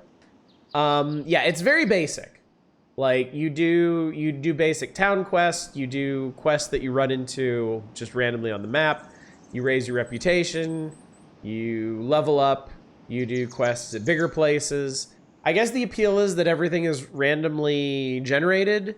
So, I mean, they won't always be the same sequences of quests with the same loot and whatnot. But, I mean, this is also a very simple game. So, been fun to see it grow. When I first played, I didn't really have quests. So, yeah, it's a neat idea. And there's clearly some systems in here that we didn't work out. There's a whole alchemy system. I don't know what changing the prosperity level and stuff of cities might do for you. So, but it's cool. It's cool. I like this. I do think this is a neat game. Just very, very simple. Okay, I'm tired of being upside down, chat. I'm tired of being upside down. There. I feel much better now. I feel right side up. Whole potion crafting thing is brand new. That's cool. All right. Also, my earbuds died, so it's a good time. It's a good time to see the stream ended. So, with that said, chat, what would you consider the most entertaining game in the evening? Let's review real quick. Let's review what we did play. So first up was Neon Abyss. Stretch for, oh, for fuck's sake. Can I even do that? Hang on. Oh, there we go. Okay. All right, there we go. God damn it. Our first game was Neon Abyss. Side-scrolling, platforming, action, roguelike. I like this one. I think it's fun. I think the combat in this one was fun. My main gripe with this one is the style. Like I like the way this game looks, but I cannot get a read on what the style is actually supposed to be. But yeah, it's a neat game to play through. Our second game was Crown Trick. Much more traditional roguelike. Has a neat battle system. I like the way the systems, your different capabilities coming in. I'm really congested all of a sudden. Worse than upside down. My brain is like, he doesn't look like that. I'm good. I'm just gonna reset this. Oh, for fuck's sake. That's not what I wanted. That's not what I wanted. Well, let's get to live here then. I selected the wrong thing. There we go. All right, that's back to normal. Crown Trick was a very verbose game, and I didn't really get a whole lot out of all the writing in it. But I do like the systems in this. I do like the combat. I do like the random loot. I like the art style too. It's a very nice art style. So that was cool. And then the one we just played, Terra, Randoma. Which is a simple, straightforward, randomly generated RPG adventuring game. Very much a passion project. Seems like it's got some neat stuff in it. I could see myself playing it for a while. So chat, what was the most entertaining game of the evening for you? Numberless Dread liked Crown Trick a lot. Satellite Sun, Neon was serviceable. Terra, Randoma, I'm glad I got to see it. Won't even say I would never consider buying it. Crown Trick was your favorite as well? All right, so that's two voices for Crown Trick. What did others think? What were some other opinions from tonight? We definitely had a good selection of games. There were definitely no duds this time, and that's always a relief. All of these were interesting to experience. Too, you like Neon's boss designs? I think me personally, I think I enjoyed Neon the most. I think just from my preferences, like the gameplay and whatnot, Neon's probably the one I'm most likely to stick with. I'm in a weird position where I was familiar with all three, having played 2 and watched a couple of streams of Neon Abyss. Neon for you, Lodra High? Yes, all of them were quite different. We had a side-scrolling action shmuppy roguelike. We had a traditional turn-based roguelike, and then we had this, which, excuse me, I guess is mainly roguelike in its randomized elements, and if you initiate Iron Man mode for it. The other two I got annoyed with the writing before we even got into playing. I did too. That is probably my one gripe with Crown Trick, is there is a lot of reading in Crown Trick, and it really doesn't do anything for you. Yeah, the combat system is very roguelike. That's also true. Not a necessary element, not a defining element of roguelikes, but yeah, it is quite similar to other stuff we've done. So chat, I'm gonna say unless there's an absolute riot in chat, unless there's huge pushback, I think I'm gonna give it to Neon Abyss as the most entertaining game of the evening. Certainly not necessarily the best. Not necessarily the most interesting, but I had the most fun with it, so.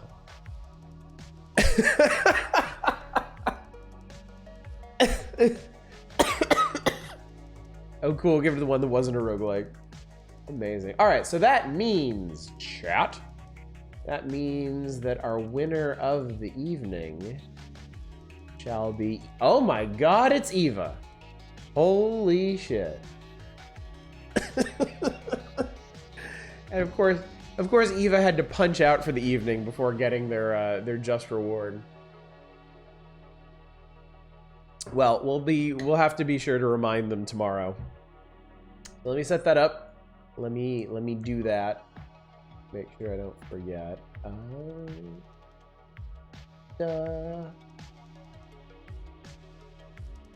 And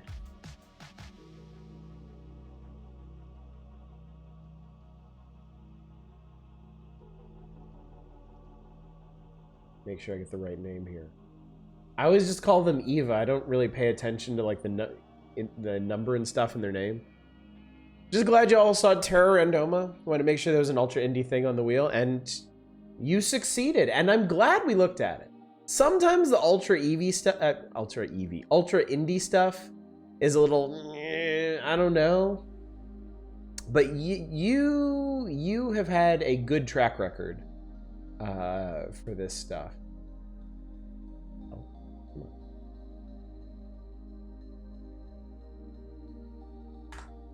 We're just being weird. Hang on a sec. Okay, we're good. All right, Eva's all set. So somebody let Eva know that they won. Congratulations to them. I feel like it could have gone for Terra Randoma if it got more time. I mean, Terra Randoma is a neat game, but I don't know. Unless chat was formed a fully unified front in favor of this one, I would never give this most entertaining of the evening. This is not what I would typically think of as a wheel game, but dungeons are kind of terrifying. You really do need potions, like it says. Okay. I'm definitely gonna play some more. This is, I think tonight is particularly notable because all three of the games that we played tonight, I definitely want to play more of. Like I might go and play some more Neon Abyss right after this stream, and I'm definitely gonna play some more Crown Trick and probably some more of this too. There's a certain indie charm to Terra Randoma in particular that's making me want to play more of it and see more of it. Even though I feel like I've seen a lot of it already. I've seen a lot of what it's going to offer. There's a charm there. There's a charm there that you don't get in bigger budget games, and there's something special about that. So it doesn't always work for me. There are some ultra indie games that I just try and I'm just like, oh god, this is whatever. But yeah, some games just have that underdog appeal. That's a very good way to put it. So anyway, chat, I need to get some rest. I need to get the rest of this congestion out of me. But we did it. We spun the wheel. We found 3 cool games. We picked a winner. We did what we were here to do. All y'all, my pleasure. I do so love doing that. I'm really happy with the monthly cadence of the wheel. Especially now that we also have the option of doing indie bowls now. We may do another indie bowl as soon as next week. Because I want to try and keep that to once a week as well, because I really like the last one that we did. But yeah, these are good times.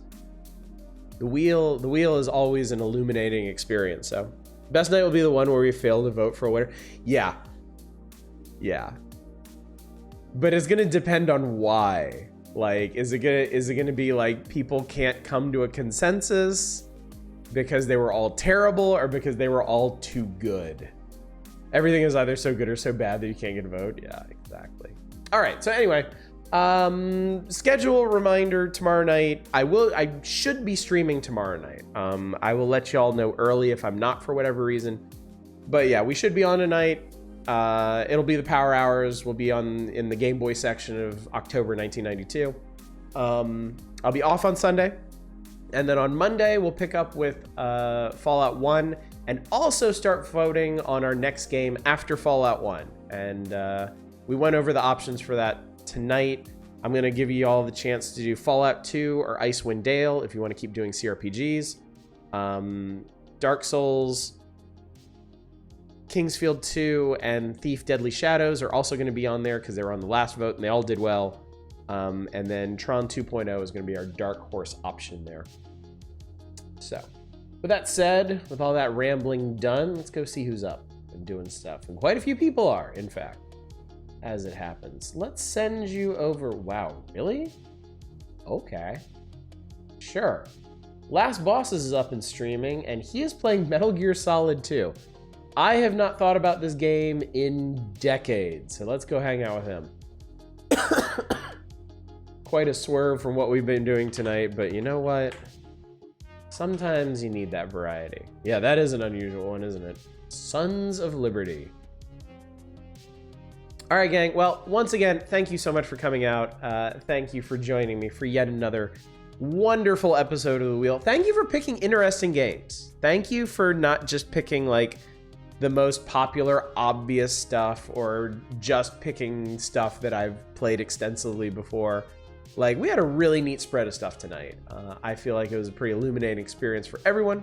Hopefully you had a good time. And hopefully I will see you tomorrow for the final stream of the year. Holy shit. But until then, as always, y'all, take care. Bye, everybody.